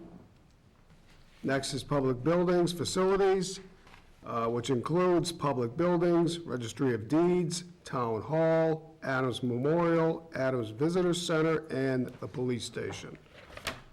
Any discussion, questions, or holds? Hearing none, do we have a motion? Make a motion to approve the public buildings and facilities budgets. Motion by Christine, do we have a second? I'll second. Second by Rick, any discussion? Hearing none, all those in favor say aye. Aye. Opposed, none, unanimous. Last is public safety, which includes emergency management, forest wardens, police department, animal control officer, parking management. Any questions, concerns, or holds on any of those? Hearing none, do we have a motion? Make a motion to approve the public safety budgets. Motion by Christine, do we have a second? Second. Second by Rick, any discussion? Hearing none, all those in favor say aye. Aye. Any opposed? Any abstentions? Unanimous decision. Want to move back to item K, review and approve fiscal year 2024 town capital program, which Town Administrator Green has already gone through. Any questions, or do we have a motion? I'll make a motion to approve the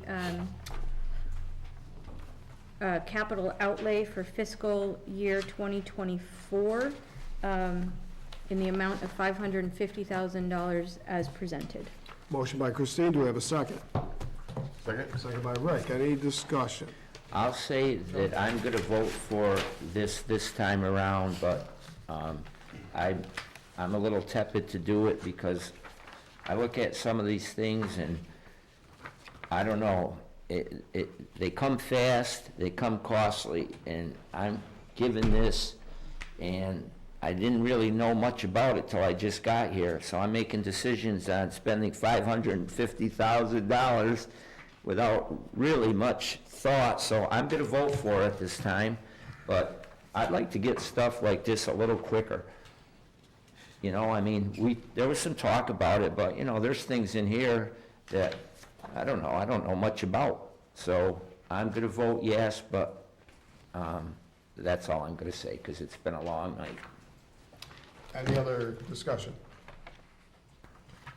Hearing none, all those in favor say aye. Aye. Opposed, none, unanimous decision. Next is subcommittee and liaison reports. Howard? Nothing. Christine? I've already mentioned that Jay and I attended the Beacon Hill and the Berkshire Hills conference that Senator Mark put on 2 Saturdays ago. That big takeaway was that we can look at the UGA and the Chapter 70 numbers that came out of the governor's budget, as those should hold through the budget process, so that was good information. We also hosted here in the town of Adams a legislative breakfast put on by Mass Municipal Association 2 Fridays ago, and thank you to my colleagues for allowing us to host and also for attending. And I just wanted to mention that Town Administrator and I were both in attendance for the Western and Rural Mass Conference that happened this past Saturday. It was good to hear about all of the different legislation that is currently going through this legislative session that revolves around the Western and Rural Mass policy agenda. So they did talk a lot about bills that are affecting housing, farming, public health, municipal buildings, rural schools, job retention and creation strategies. We talked a lot about state-owned land and the pilot program, because we've heard from the state auditor now 2 Saturdays in a row about the state-owned land pilot program. I think they also talked about the transportation infrastructure reform and a few other things. So it's been good to have these events close to home to participate in. So I just wanted to bring that to my colleagues. And I just want to thank all of the people who came out on March 23rd, I think it was, for the public forum about the Greylock Glen Eco Village. It was a really well-attended event for the community to hear about that project. I just want to thank people for their time, for coming to listen to that presentation firsthand, and I want to thank Shared Estates for really being true to their word and being a good neighbor in this community and giving an introduction to themselves, offering a voluntary meeting with the community, and to hear from community members about their concerns, their hopes, their dreams, et cetera. So just want to thank everybody for that, and thanks to Don Summer for allowing us to use the space, or allowing them to use the space and us be in it, I guess. So thank you, I appreciate the time. Rick? I have nothing. Joe? I just have a question. Who put on this forum for the shared estates? Who? Shared Estates. They put that forum on? Yes. Okay. Well, I had some complaints from a few people that there wasn't any access for the disabled. There was no way for those people to get in. And the back door, which would have been the second exit should something have happened, was filled with snow, and no one could have gotten out. So I'm just bringing that forward because 2 people said that to me after, because they wanted to go and they brought the person that was ambulatory down and they couldn't get in. I attended a planning board meeting thinking that the subject of the development of the youth center would be on the docket. But when I got there, it was postponed because the zoning board of appeals didn't have its full regiment of members, and it was a supermajority vote. You had to have 4 of the 5 members okay it. So that didn't happen, and I bet to say that when that comes again, there's going to be quite a few people, because people came in asking about it and they were made aware of the situation. And the other things that were on a planning board were things that I won't bring up, but it was an interesting meeting, and I think we've got a very good planning board, a lot of nice questions asked by them. Eamon was there presenting along with Jerry and helped some of the people that needed things done. They had a keen awareness of how to do it, and I say our planning board's a really good board. I've seen it in action. Okay. Announcements and go to the order. Howard. Nothing for me. Christine. Nothing. Rick. Nothing. Joe. I have things, but I'll pass on them. I'll bring them up another time, so I don't have anything. Okay. Motion to adjourn? So move. Second? Second. All those in favor? Aye. Aye.